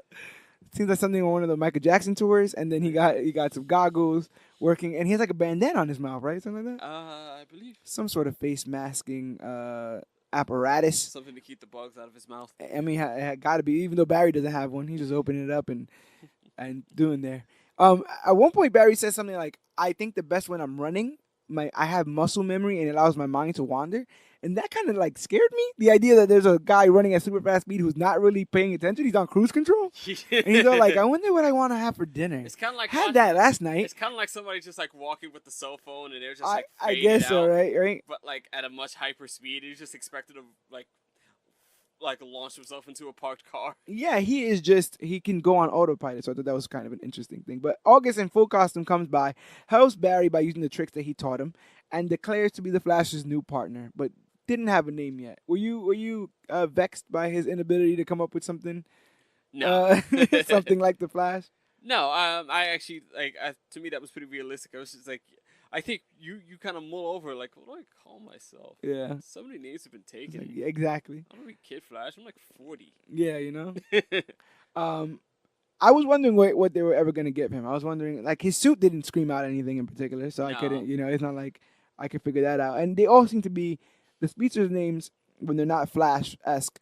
They all seem to be kind of plays on the idea of speed or movement or all that kind of stuff. When you get like impulse, excess, zoom, stuff like that. So I couldn't. Reverse Flash obviously didn't take much thinking up. No. I don't know enough speed puns to figure out what his name would have been, so I kind of dropped it on that. Yeah, he declares himself as Flash's new partner, and Barry, you know, kind of admits to himself that he misses having a partner. He misses having somebody around. Wally was that person, which is a line that you see works twofold. Yeah, and it also is confusing because he misses Wally, but Wally literally just came back. And also just went to the Titans. The memories that he has of Wally, he literally just got back. Right. So it's not like he's been missing Wally. He's just been like, oh, yeah, I had that. And that was cool, wasn't it? But Wally's with the Titans, so Barry doesn't mind. And Wally's his own man now. Yeah, he is his own man now. And so he doesn't mind having a partner. But they can't congratulate themselves too much about, you know, taking care of some of the members of Black Hole because a Speed Force storm shows up and gifts some of Central City's citizens with the Speed Force. And that's what ends Flash issue 2. I thought that was a great cliffhanger because it was like, man, there's going to be a lot to come of this. And the idea that whose responsibility is it? Is it Barry's for knowing as much about the Speed Force as it is? And the idea of how many of these people are going to become villains, how many people are going to become heroes. Do we get a Flash super team and stuff like that? You kind of have to play a catcher in the rye there, which is like you got to keep him, do your best to keep him from falling off that cliff. Exactly. And when they can't see any reason not to, it's hard to talk somebody off that ledge. Oh, yeah. And we're going to see that in a little bit. Yes, we are. But Rogue and novice speedsters alike means double duty for August and Barry as they do their best to wrangle up the troublesome ones and train the others. Barry opens up about what Eobard Thawne did because he's just spilling all the beans, right? And August said he would never let a man like that stay alive. Where do you sit on that? Somebody murders your parents, God forbid. Do they get that justice, or does it become vengeance? Do you ever see yourself? You know, admittedly, it'll be the wrong thing, but is there a line where you would cross to get to vengeance and not justice? I honestly just have to look ahead on that sort of thing. Like, to me, a lot of people look toward the vengeance, and looking toward vengeance means looking toward a singular moment and not after it. Yes. And and the idea that you would get instant gratification once that's done. That once that happens, everything's fine. Which is a total fallacy. Right. It's a short-sighted view, and I always have to think of the long game. Like, what do I really accomplish out of this? Like, sure, the idea of my how do you say, the person who has punished me in some way, punishing him feels great. Right. But at the same time, it doesn't solve anything. No. If the situation's not been rectified. And in many ways, it can fundamentally change who you are as a person. Right. Because if that's the route that you're going on now, what happens to the next person that harmed you or wrongs you? Right. Are you just the wronger, the person who wrongs the wronger? Yeah. You end up getting consumed by stuff like that. So even when the person killed your parents, even when you got them in cold blood, even when you have them in cuffs and you can go over there and snap their neck at super speed, Flash still does it, and August does not see why not. Like, to him, it's an open and shut situation. Yeah. That guy killed your mom, and he's alive. Your mom gets to die. That guy gets to live. That there's no bueno with that. But the Flash and Detective Hart are introduced to the new Speed Force school located at Star Labs, and we are introduced to Doctor. With, the most incredible security team you've ever seen. Yes. They don't really show who's working at Star Labs except for Dr. Mina Dewan, director of the training center, who's also a speedster. Yes. She's the only one that's seen working there. She has a horde of speedsters just running around in circles, and it's explained that if you've ever seen a building of a room of just small children running around, imagine that at like times 20. Exactly. And we saw Barry and August able to wrangle up some nefarious speedsters. Yes. But it's also explained to them by Dr. Mina that not everyone's going to be cocky with it, not everyone's going to be evil with it. There's some people who are just plain terrified. Yeah, they're just shaking. And we need to get to those people. And so the three of them kind of agree to help the wandering speedsters of Central City. Iris goes to the CCPD to ask questions about Black Hole while Wallace West steals evidence because that's what he's doing now with his super speed. Wallace West is a lost child amongst all of this. You ain't lying. And he confirms that Black Hole is experimenting with the Speed Force with that evidence. But in the meantime, Dr. Mina and Barry meet Avery, a teen girl who's now a speedster and is terrified of leaving the house. Barry's able to calm the girl down. Isn't she just like shaking? She's so frightened she can't stop phasing in and out and talking and run on sentences. Avery, I think, joins the Justice League of Japan. China. Does she? Yeah, because I did wonder what happened. I can't remember. She shows back up for when Grodd tries to take all the Speed Force and stuff like that. Oh, okay. They build a whole team, like super team of speedsters, and she's on that. And she says I didn't read that one. She says she came from China. Okay. She was hanging out over there with that Chinese Superman. Yes. But you see him talk her down, which is very similar, I would say, to what happened with Nora in the show, with this idea like, I've been there, I get this, I get what you're feeling. This is my thing. And I know this sounds like all the things I'm saying are crazy, but if you follow what I'm saying, I can talk you off this ledge. We can be a lot calmer. He calms her down, and she's good. And after realizing all the good that he can do, Barry agrees to help train the facility. And I don't think that's an easy choice to make because. Right. To train is to be responsible for everybody. And that's a lot of speedsters to be responsible for. But and anything that these people do is reflection. Yeah, a reflection of Barry as a teacher. The alarms at Iron Heights go off when the Flash goes to investigate. He says the dead bodies of the delinquent speedsters and him and August caught at the beginning of the issue. He starts to wonder if August had anything to do with it. Until he notices that August is also on the floor. Yes. And he's alive. Not amongst the dead, but not exactly happy. No, and August explains that there's a new speedster named Godspeed who came in and killed everybody. Barry, he was too fast. I couldn't stop him. Is that outfit not fantastic? It's so cool. The lack of mouth makes him so alien. Right. So advanced and beyond. And the white and the yellow I didn't think would work at that way. I would never think of an all-white costume for a speedster, and the white and the yellow just go so white well. And gold is like beautiful. To tell you the truth, and I want to cry a little bit, when I saw Savitar moving at the speed of light with the white flashes in that season, I thought they were alluding to this. I thought they were alluding to, I feel like every season I always see someone like, are they going to use Godspeed yet? Yeah. He's going to be the one with Godspeed. You're looking around the corner. Godspeed's so cool. Yeah. So yeah, Godspeed's here, and he's killing fools. He is killing fools.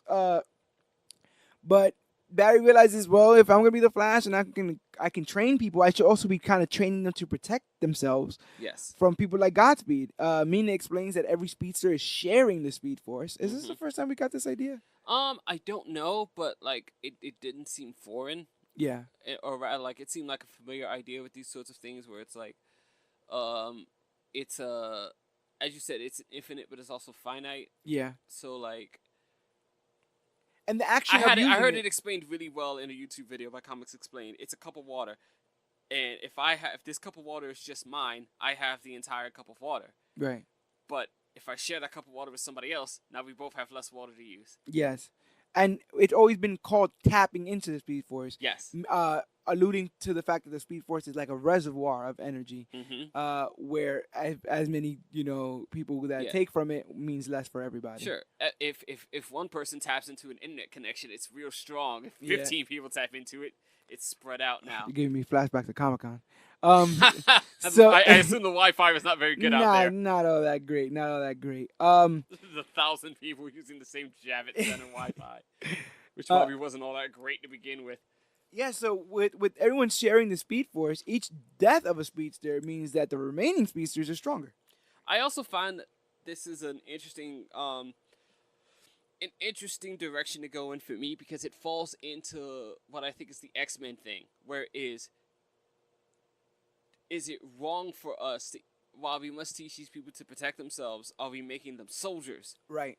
And yeah. Do we have not just the responsibility, but the right to do that. And to what end? Yes. Where does it end? Right. You know, when do we stop seeing outside things as threats? Mm-hmm. It's Godspeed now, but maybe CCPDs are like those speedsters out of control, Sure. and then are you training the speedsters against the CCPD? Right. Or, is it the rogues now? And, which kids do you manage to make sure that one of them doesn't go too far? And if you get all 20 on board and all trained up, and all 20 say that they should kill the rogues, and you're the only one that says you shouldn't, Mm-hmm. who wins that argument? Who wins that fight? And now you're an army of super speedsters, and now you're like, okay, wait, this is a militia of super-powered peoples, and this is dangerous. And it's hard to monitor one speedster, let alone Mm-hmm. 20 some odd speedsters. But the idea that everyone is sharing the speed force, and everybody that Godspeed kills, every speedster that he kills, he's consuming the speed from them. So Iris shows Flash evidence that Black Hole is messing with the speed force, and him and Mina go to investigate, which leads him into the Black Hole HQ, where he gets to investigate Dr. Carver, who he believes is behind the murders at Iron Heights. But he finds out that Dr. Carver has different motivation. He too was struck by the lightning, but not gifted powers, just horrific scars. Poor guy. Why am I not the special? Poor guy. He's like, what happened? I did what the instructions said. All it gave me was terrible acne. He shows the Flash that he isn't the only one who deserves the gifts of the Speed Force when he reveals that his suit is in fact weaponized with it. And he just hits his you gotta tell me what the name of it is. What Polytoad? What's his name?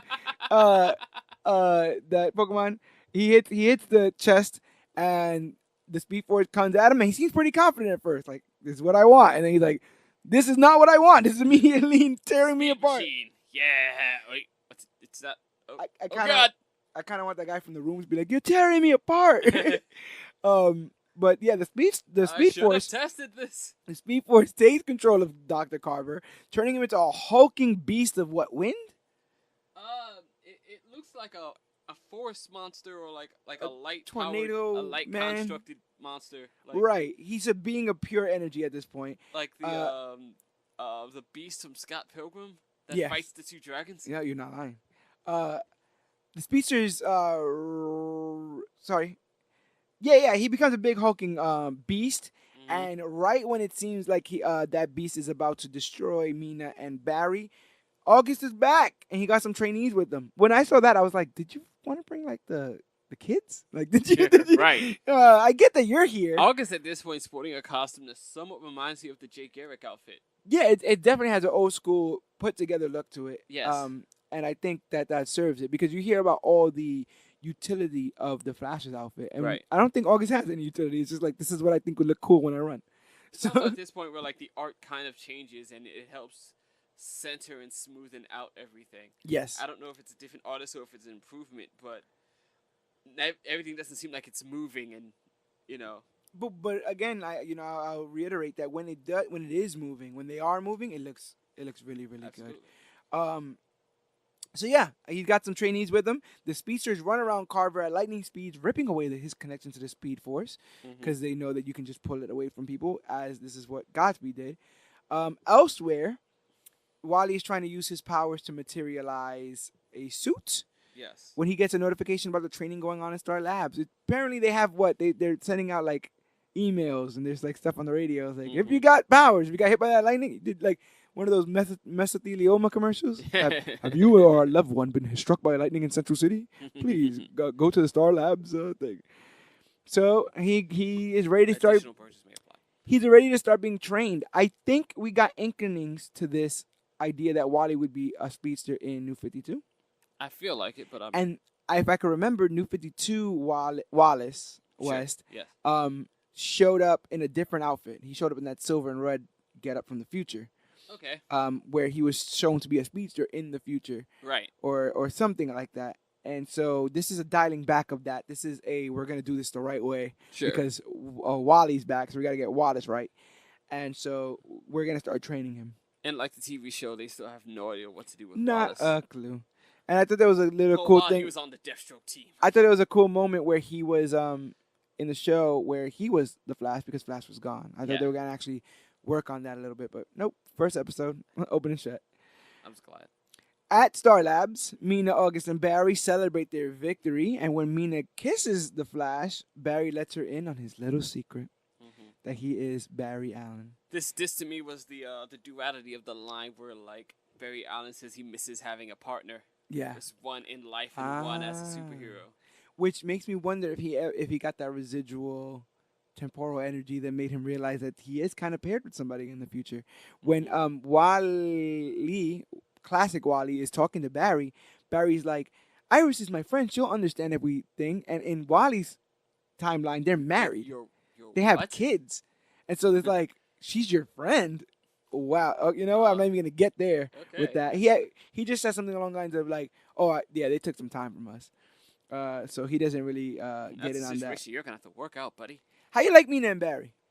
I was actually really enjoying it. Like, I just wanted I was down to see something different. And at this point, it was like the Iris and Barry relationship just seemed to play off as something they constantly tried and didn't work and need to stop. Yeah. In the New 52, they try to keep them away. There was various points of which he would have to save her as Flash or whatever, but never really diving into a whole hog on a relationship. Did he have other relationships throughout that run? He dated Patty Spivot.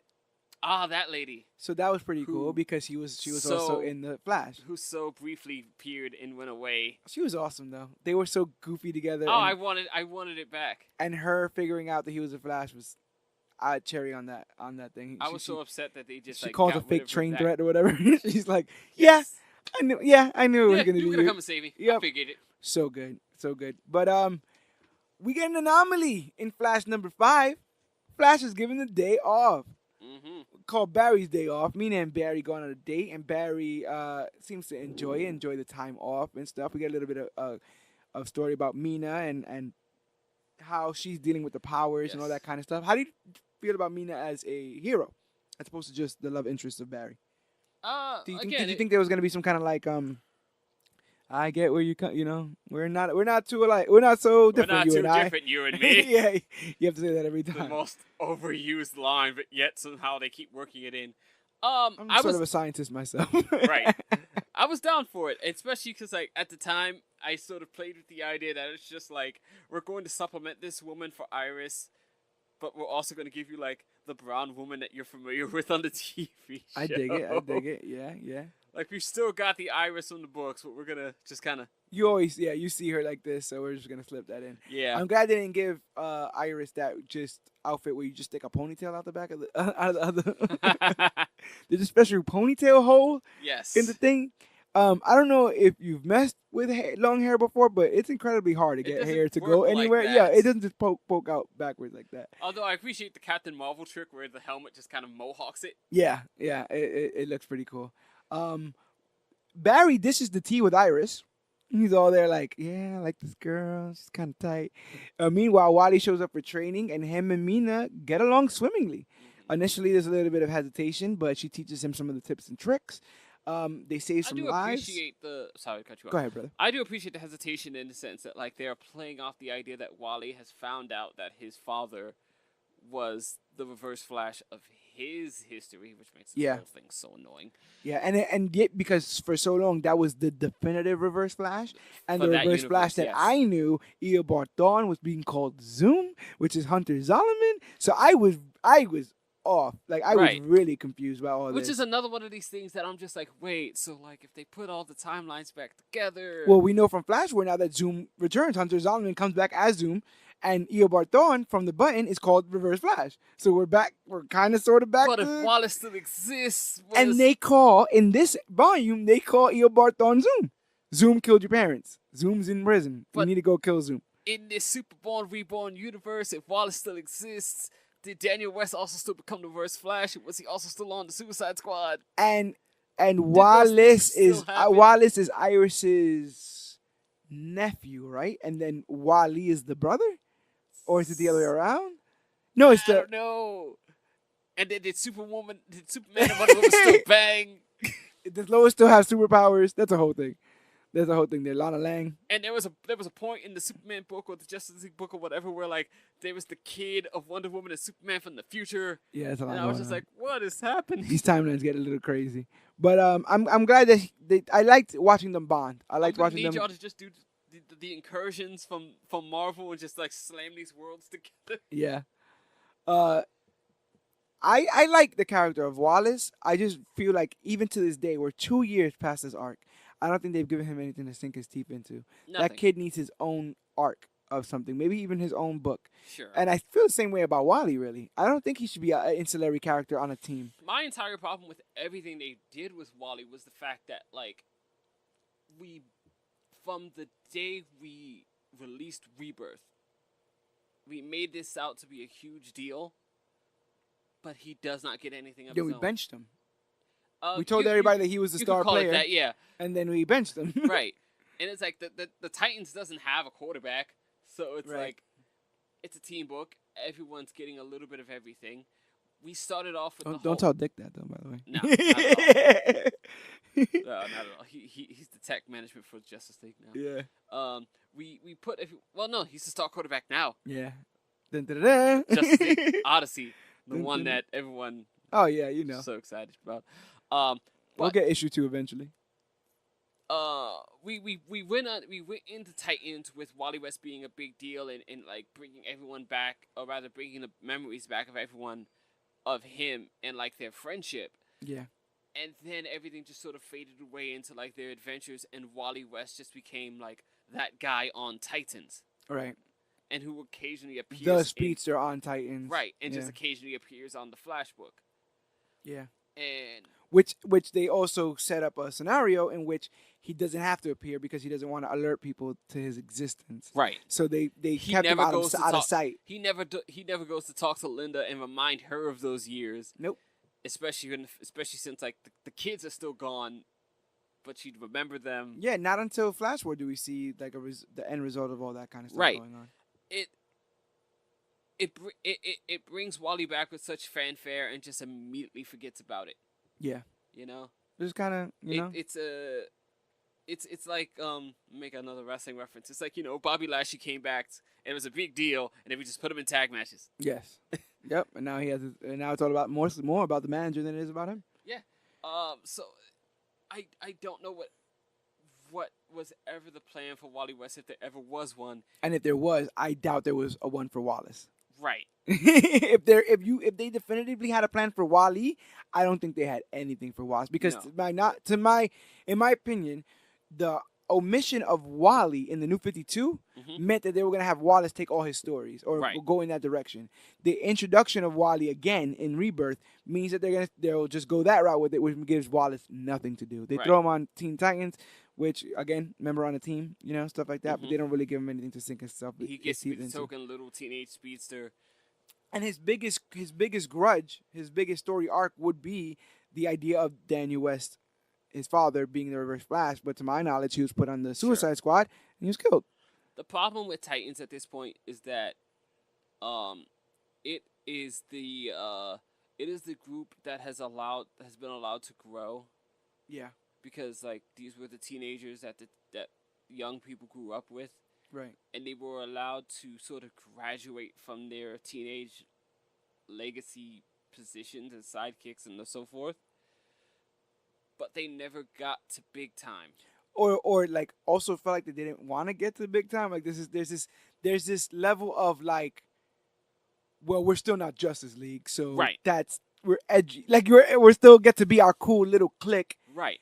But what are you when both bases are covered? When both the Teen Titans base is covered and the Justice League base is covered, what are you covering with Titans? You are this weird middle ground that just sort of has like I don't think they have any particular villains or enemies that right. Because then Deathstroke got upgraded above them. Yeah, exactly. Deathstroke's up there with Batman and Superman now. Exactly. Kidnapping Lois and I guess their way to answer that was 3 Justice Leagues. They were like, "Oh, just give them more Justice Leagues." that's what they want. That the problem with Wally West was not having an exit strategy for that Rebirth thing, or if they did, they scrapped it. Yeah, which is sad because there's a lot of possibilities. There's a lot of possibilities in both of those characters, Wally and Wallace. So hopefully they get back to some of that good stuff. But when Barry goes to work to check on things, Mina investigates a disturbance at Star Labs and sees Godspeed has attacked the facility and the speedsters inside. She instructs Avery to go get help, And as Hart and Allen make their way to Star Labs, they find Mina missing, minus her costume, and a slew of bodies left in Godspeed's wake. Yes. Which is bananas because we just started like Mina. Mm-hmm. They just had their date, and here we are. We just got familiar with all these young kids that are gonna be part of this Flash army. Yeah. And we wiped them mostly all out. And it's also this idea that Barry can never be happy. That the one day he had off, just leads to more dead bodies. Mm-hmm. He has to constantly be the Flash, or else people pay the ultimate price. And that's the end of issue 5. But no one should escape justice. Those are the words of Godspeed as issue 6 opens up. And Godspeed uses this mantra before he murders his next victim at the start of the issue. Mm-hmm. Barry is traumatized by the loss of Mina, as it reminds him of his Crisis on Infinite Earths moment. And he goes to talk to Iris. While he flips out over the news of what happened to his new mentor. And Iris starts to dilute the names of the victims of Godspeed with Barry. Because one of them in particular doesn't match Godspeed's M.O. because he was not a speedster. No. He's mostly been running around stealing the Speed Force from many of the other citizens that were caught in the Speed Force. So one of them is just... just a normal guy. So Barry's like, I'll be right back. and he speeds off and goes to confront August Hart because turns out that man was Billy Parks, the man that August Hart claims killed his brother and got away scot-free. Just curious that the one man that Hart has been saying almost every issue should be dealt with is now dealt with permanently. Billy Parks is now dead. So Barry confronts Hart, and Hart says that Billy deserved to die. They argue, and August says, well, I'm the new and improved Flash, a.k.a. the judge, the jury, and the executioner, and transformed into Godspeed. He moves so fast that he's able to double team Barry. There's 2 Godspeeds. They double team and get the better of the Flash, and that's how issue 6 ends.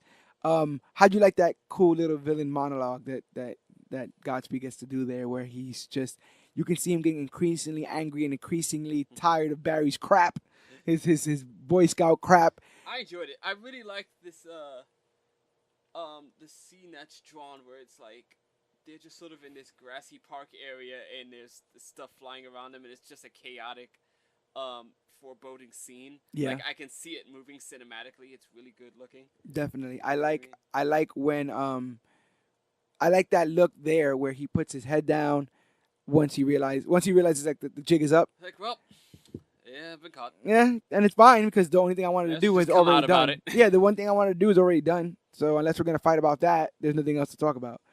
Look at how all that lightning is drawn. It's just so beautiful. So it pops right at you, these vibrant colors and stuff. But we get into issue 7, where August confesses that he wants to steal the Speed Force from unworthy and unwanting speedsters, but he never wanted them to die. No. He did not know that was a side effect of stealing Speed Force, even though he's been stacking bodies. It's revealed that his ability to be at 2 places at once for too long causes him intense pain, so Barry sucker punches August with some Speed Force energy and runs to Star Labs in hopes of recovering. At first thing I thought was like, he's still there. He's still around, Barry. You're not going to try to cover that manhole up. Somebody's going to fall through that. But while he's trying to recover, unfortunately, the members of Black Hole are unhappy that Dr. Carver was sent to prison, so they're holding up hostages at a bank. There's a lot happening in this. Yeah, Godspeed stops the bad guys and leaves no survivors. He basically... No, survivors. No. At one point, he merges some people with the wall. He takes some of the members of Black Hole and merge them into the wall because he doesn't. One of those things where I was like, I wonder if you could even do this on the show because it is. That's some apocalypse stuff that he's getting away with there. And the idea is that if they're dead, then they can never rob a bank again. They can never hold a hostage again. They can never do anything wrong again. And so he's trying to put a permanent end that we see so often in comics to this. This is all yours, gentlemen. Yeah, to this. And again, when you connect that to the idea that he has confessed to not wanting to kill those speedsters, yes, they are building in a back door for this character to be redeemed, which I thought was also interesting. An argument with Wally leads Barry to realize that he needs to take the Speed Force from all the trainees, not only protect them, but to help them defeat Godspeed. And it's revealed that if the speedsters allow Barry to take the Speed, no harm comes to them. They just got to be cool with it. It's all about resistance. Just got to be cool with it. It's got to be. He has to get consent, and as soon as he gets consent, and it's not forced, everything is good. So, yeah, Barry does. Every speedster allows Barry to take the power from them. Avery was a little bit hesitant because Avery was like, "I dig this though. Yeah. I really like this. This job." But he gets her speed anyway, and on cue.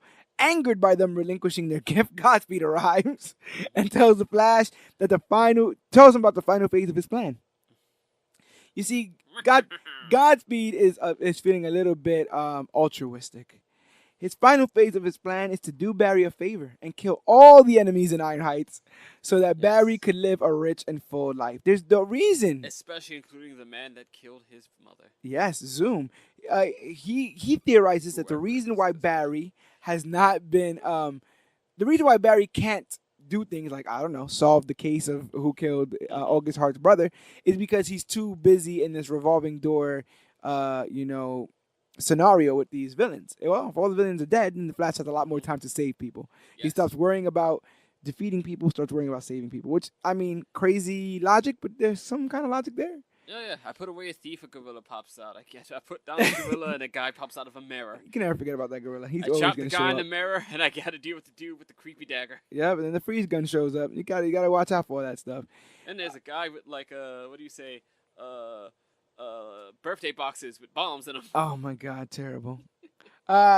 He races off to do just that as the issue closes, and in our beautiful finale, we get a flashback to August and Barry as speedster partners, right? They're doing their buddy cop thing, and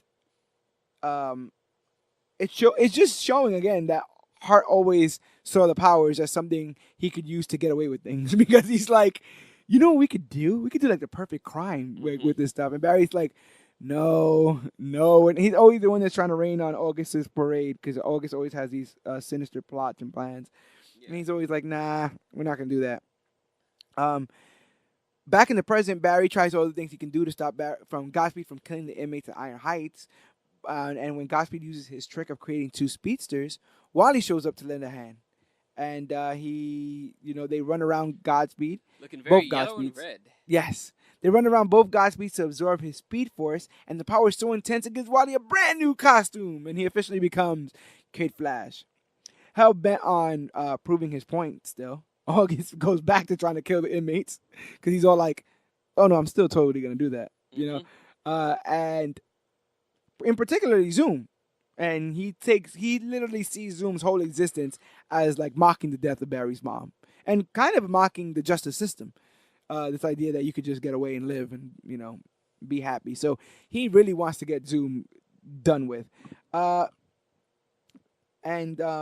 Just like when it looks like Barry might have to kill Hart, which I thought he was going to do. Oh, because the panel doesn't help you. He's done this neck snap thing before. He did it to Reverse Flash Daniel West at one point. He's done it to the actual Reverse Flash, Eo Barthon at one point. Eo Barthon goes to kill...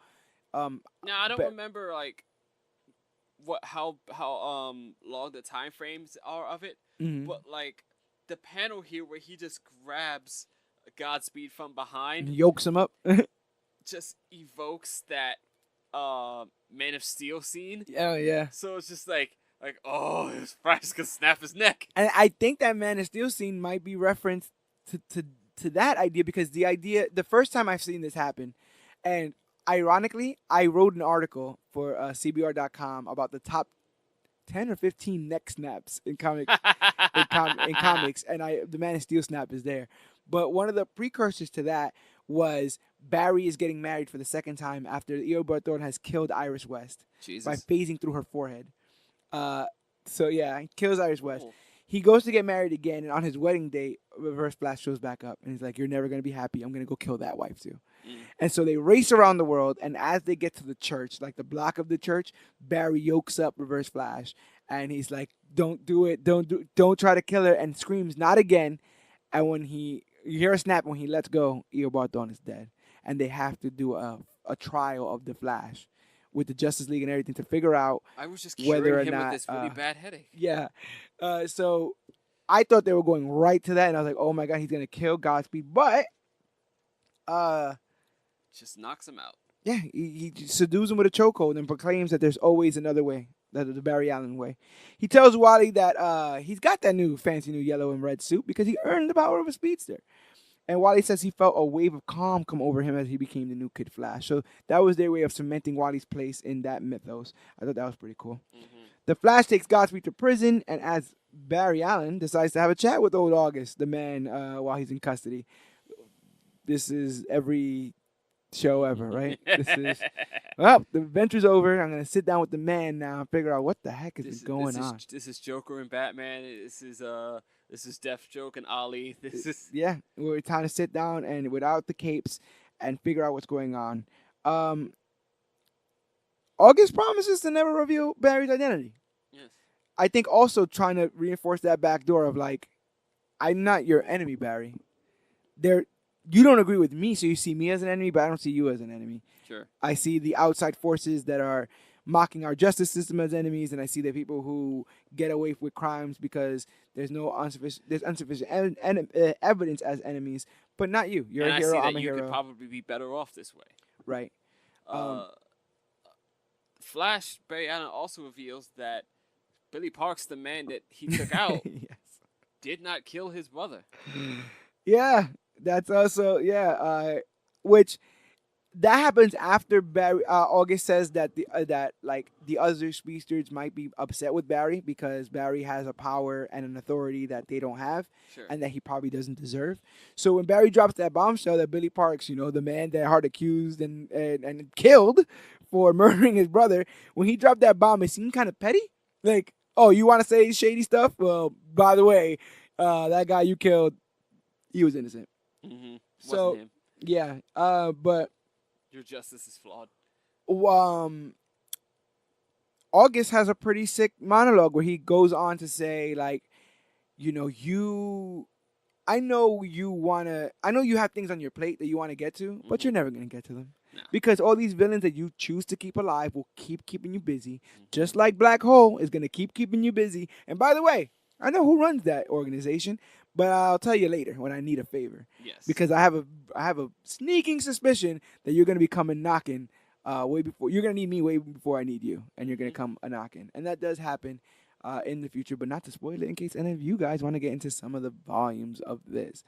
Wally shows Iris his new suit and abilities, and when he begins to resume his training, I thought that was a nice, sweet little moment. Him finally owning up to Iris and getting her in on all this. I thought that was pretty sweet. But Wally shows Iris his new suit and abilities, and when he begins to resume training at Star Labs with Barry, and Barry's digging it because Barry's like, this is Kid Flash, this Flash, is we're back again. Me of another time that I kind of like get to relive. I'm gonna keep sticking these square pegs in these round holes and hope that everything just works. It's just gonna work out, right? Yeah, everything's gonna work out. And as he's training in Star Labs with Barry, Barry hears Mina's voice in his ear from the first time since she disappeared. Mm-hmm. The end. Well, or to be continued, I guess I should say. I did not like where that went.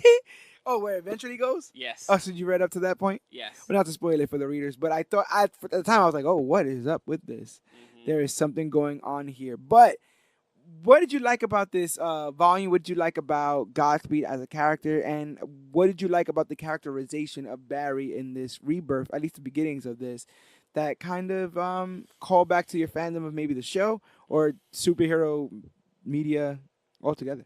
I enjoyed Barry's just like unwavering sense of morality and how much he struggles with that frustration of his whenever he does have to juggle so many things and make it all work for him, even though it constantly doesn't. Yeah, because it's this constant struggle to, even though you are that fast, you still can't keep up with real life. Yeah. Yeah. He's always a step behind something, whether it's his personal life, whether it's a villain, whether it's a bill. There is definitely that aura, not only in this comic, but in the show.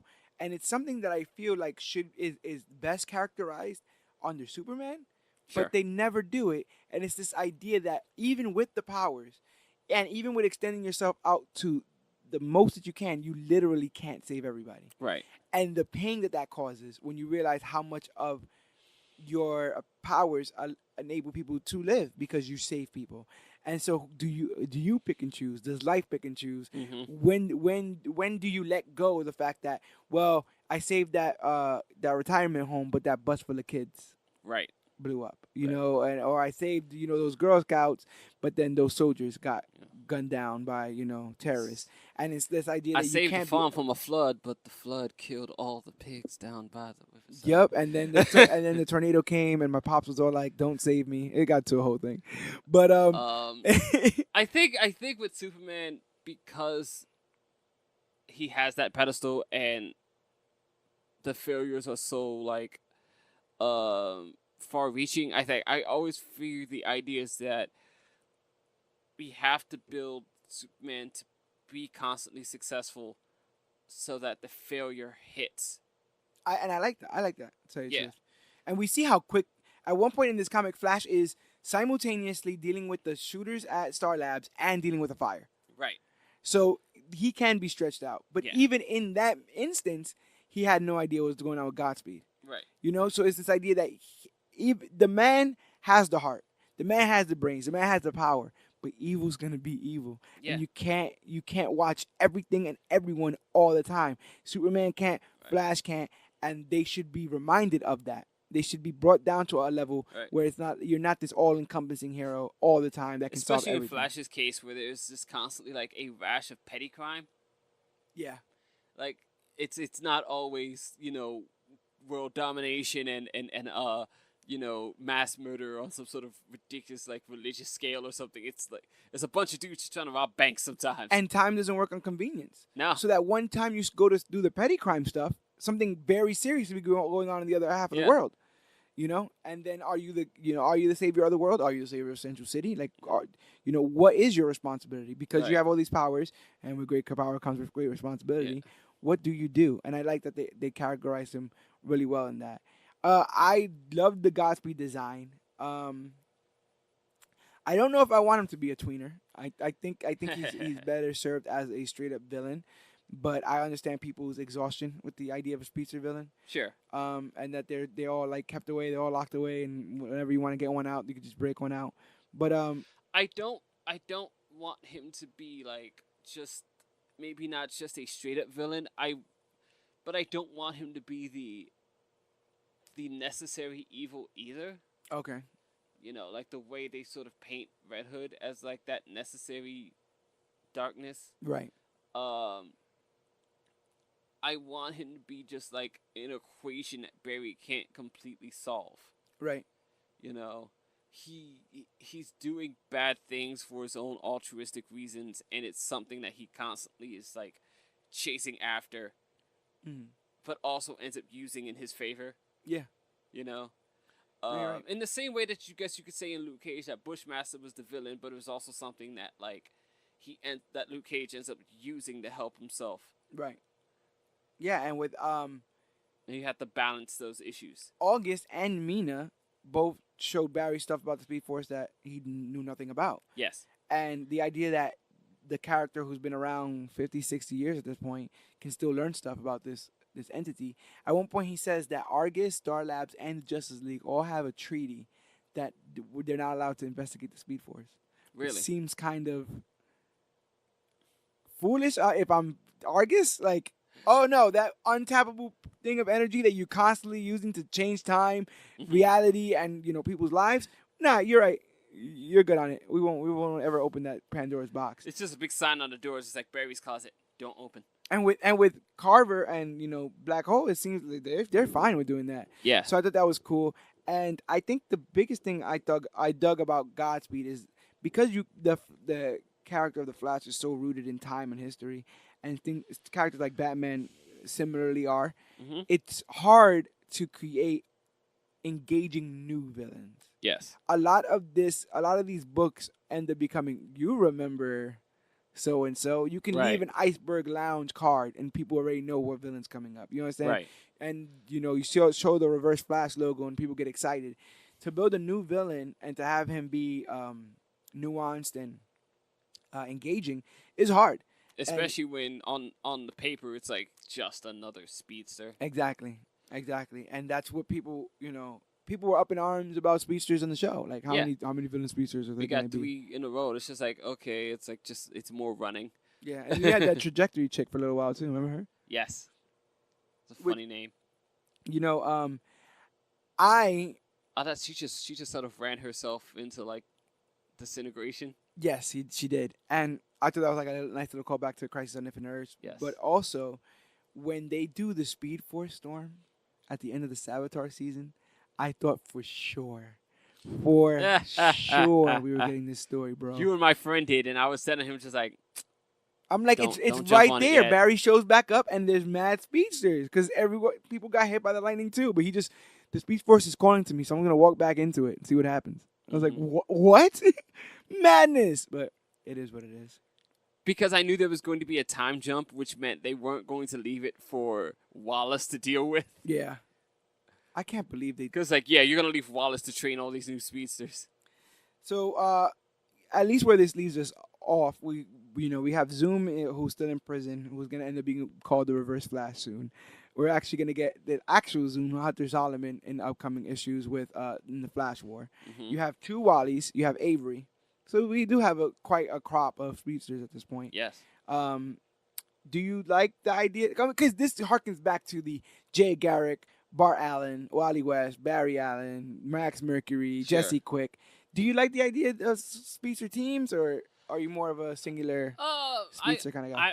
I'm probably more of a singular guy. Like, I can deal with the one more, whether it's a villain or some sort of partner-like character, just because it's something for him to relate to. But at the same time, so many that it's almost really redundant. Yeah. And it's hard to give them all something that makes them unique then. You kind of have to both give them something that's unique and handicap them, right? Because if they can all do all of it, then there should be no problems ever. Right. Especially when you consider that the other half of the world is being taken care of by Batman, Superman, Wonder Woman, Aquaman, and all that other kind of stuff. And then it's like, now it's okay. You end up doing the team thing all the time. Where it's like, okay, we put Wallace on the Deathstroke team, so he's their resident speedster. And then we put Wally over here, and we put Avery over here as Chinese resident speedster, and it's just like... And then we have other Wally on Titans as resident speedster. Yeah, like everyone's just in a different box somewhere, and it's hard to care because, like, well, I can just keep reading Flash. Yeah, exactly. And it sucks because when they want to have these characters on fire and engaging, they can be. We've seen that. And hopefully they get back to it. This is one of my favorite first volumes since Rebirth started. Yes. The other one was Superman. I love the Superman volume 1 with John Kent. Son of Superman. And we've covered that here as part of Major Issues, so go ahead and look back at some of the previous episodes. Don't think we're ever covering Batman Rebirth volume 1 here. No. I don't have any. I mean, Yogi's screaming right now. He's screaming on top of his lungs. my man unapologetically loves the Tom King Batman run. But he loves him some Naked Bane. Yeah. Is there any other first volumes that I should be looking at in the beginning of this Rebirth? Is there anything that you felt was inspired that you were able to jump into? I enjoyed Detective Comics Volume 1. Detective is good. Action is also not that bad. No, not at all. Action has a bit more fun with the resident characters of Superman's life, like Luther and the whole Metropolis Daily Globe, all that stuff. Yeah. Lex Luthor, some of the Perry side White. stuff that was going, some of the side stuff that was going on with Lana Lang at the time when she had her own book. Yeah, and Powers. Yes, that was an interesting time. Yeah. And it plays along with all the other stuff in Superman's life, like Batman and everything else. Yeah. There's a few fun one shots in there you can have fun with, like Okay. Actually, it's in the Batman book where Batman, Superman, Lois, and Catwoman go on a date. Oh yeah, the double date. Yeah. Yes. That's good. I feel like a lot of the first volumes were treading water. Like they were just trying to get people familiar with the characters.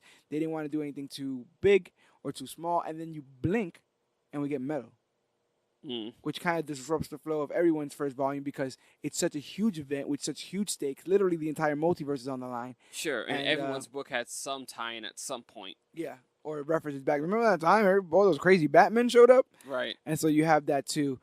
So these first volumes remind me of a simpler time when you were allowed to zone in on your one character, get a brand new, fresh introduction, and a brand new, fresh story. And I think that these guys killed it. I think that these guys did very well with this volume here. I thought it was important to talk about comics today, especially DC Comics, to ramp back up this idea that some of the best stuff is happening where you can't see it if you're not reading comics. Right. So go to your local comic shops, go to Amazon, go to Get Comixology, and start jumping into these volumes because there is some good stuff here that I have no doubt the movies and the TV shows will be mining. And that's where all the secret lies. That's where the power lies inside these books. But yeah, this is where the power lies. But another reason why I said to take on these books is because next week we'll be doing a whole deep dive as we do into Daredevil season 3, which gives me about 4 days to binge a whole bunch of episodes, and I'm going apple picking. There's gonna be a lot going on, so I just gotta help make sure I don't mix those two. Who's diving in this with you? This is going to be Cloudus Maximus is coming on for Daredevil, which would be cool because me and you did Luke Cage. Yes. Me and Dan the Comic Man did Iron Fist. Yes. And me and Cloudus Maximus will be doing Daredevil. Gotcha. So that would be pretty sweet. Who did Jessica Jones? I believe didn't we do Jessica Jones? No, we did not. So it must have been Cloudus Maximus. I gotta go back on. Oh, you guys can go back and let us know who was on that episode. I know you guys have been on because you guys have been following this little thing that we do called the Major Issues Podcast, which is available wherever podcasts are found. That's Podbean, Stitcher, Podcast Addict, the Apple Podcast app available on all iPhones. And if you have a regular phone, aka a good one, you can find it by Googling the Major Issues Podcast. We are literally the first result that pops right back up. And we are dealing with the latest and greatest things to come to comic books and comic book media. We are rapidly approaching our 1 year. Yes, year one. We're getting into Major Issues year one. We started this little fledgling podcast in December of 2017, and we're getting closer and closer to our little birthday. So hopefully you guys are on there because we're trying to come up with some cool content to cover for that. I was gonna say centennial episode. I almost said centennial too. It's okay. Anniversary. It's wishful thinking. We're gonna be around forever, people. So get ready for that centennial. Remember, I said that they were gonna have centennial. Listen, by then the cryogenic freezing technology will be perfected. It'll literally be talking heads. You understand? And it will be good. Talking heads in jars, bro. The anniversary annual is coming up. It's definitely coming up. Plus, we still got things like Aquaman coming up. Aquabro is what I'm excited for. We got Into the Spider-Verse coming up, which we forgot to talk about in our Venom review because they do a nice little post-credit just for that universe and just for that thing. That seems to be really good. It's going to be a decidedly different taste, and because it's a new taste, I think it's going to do very, very well. Yes. Even with broad shoulders, Peter Parker looking massive. Yeah, he's huge, and his voice is kind of, I don't know. But anyway, yeah, we're tackling movies, we're tackling TV, we're tackling all of this as part of Major Issues Podcast, which is brought to you by Comic Book Clique. That is the banner in which we do all this, the podcast stuff, the merchandise, the videos, the YouTube, the Twitter, the Instagram. You can find all that at Facebook.com/comicbookclick, Instagram at comicbookclick, or use the hashtag comicbookclick to talk about the newest, hottest, latest, and greatest things to come to comic books and comic book media. You can visit our shop at TeePublic, tpublic.com/user/comicbookclick, or talk to us on the Twitter machine at Major Issues CBC. Do you want to give the fine people your Twitter handle? My Twitter is Rebirth GT. Follow that, and I down to interact with anybody at any time, and I occasionally actually do tweet some stuff myself. I got to learn how to use that a lot better. Actually. Me too. I want to engage with this fan base because I know you guys are out there and you guys have your opinions. I want to do our best to get your opinions on this show because I feel like this works better as a team, as the actual Flash family. Yes. So we're trying to pull our resources in, and we'll be looking at stuff, especially as we come into our 1 year anniversary. We'll be looking at some of the newer things that we can do as part of this podcast to engage our viewership more. But you guys have been growing the viewership. The numbers have been showing they're increasing. We're getting visitors and viewers and listeners from all over the world. So we want to thank you from whatever corner of the world that you exist in.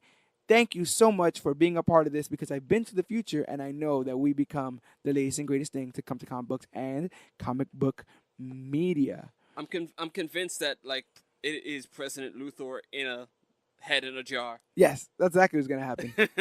As long as he's not trying to build some kind of crazy wall to keep the alien foreigners out, I think we will be A-okay. And I would say, oh snap! I want that book now where Luthor is Trump-esque. I would say, oh snap, but you're wearing a Thanos shirt, and I don't think snap is the appropriate word to be saying right about now. Too soon. I'm just getting stir crazy because we are nearing the end of this podcast. My name is George Serrano, a.k.a. The Don. My name is Gregory Thomas, a.k.a. GT Rebirth. And this has been a little bit of CW talk mixed in with Flash Volume 1, Lightning Strikes Twice. And remember, whether you have some sort of wrong done in your life and the prisoner is still out there, whether your daughter comes back from the future and she seems to be considerably older than you, whether you won't give Sony any credit and won't watch any movies, any of their movies, or whether you have like some X-Men films, or whether you are currently sitting in Ohio and you are the last man enjoying Tom King's Batman run. I had to sneak that in there. I love you, brother. It's all good. Remember that we are the Clique, and you, yes, you, are worthy.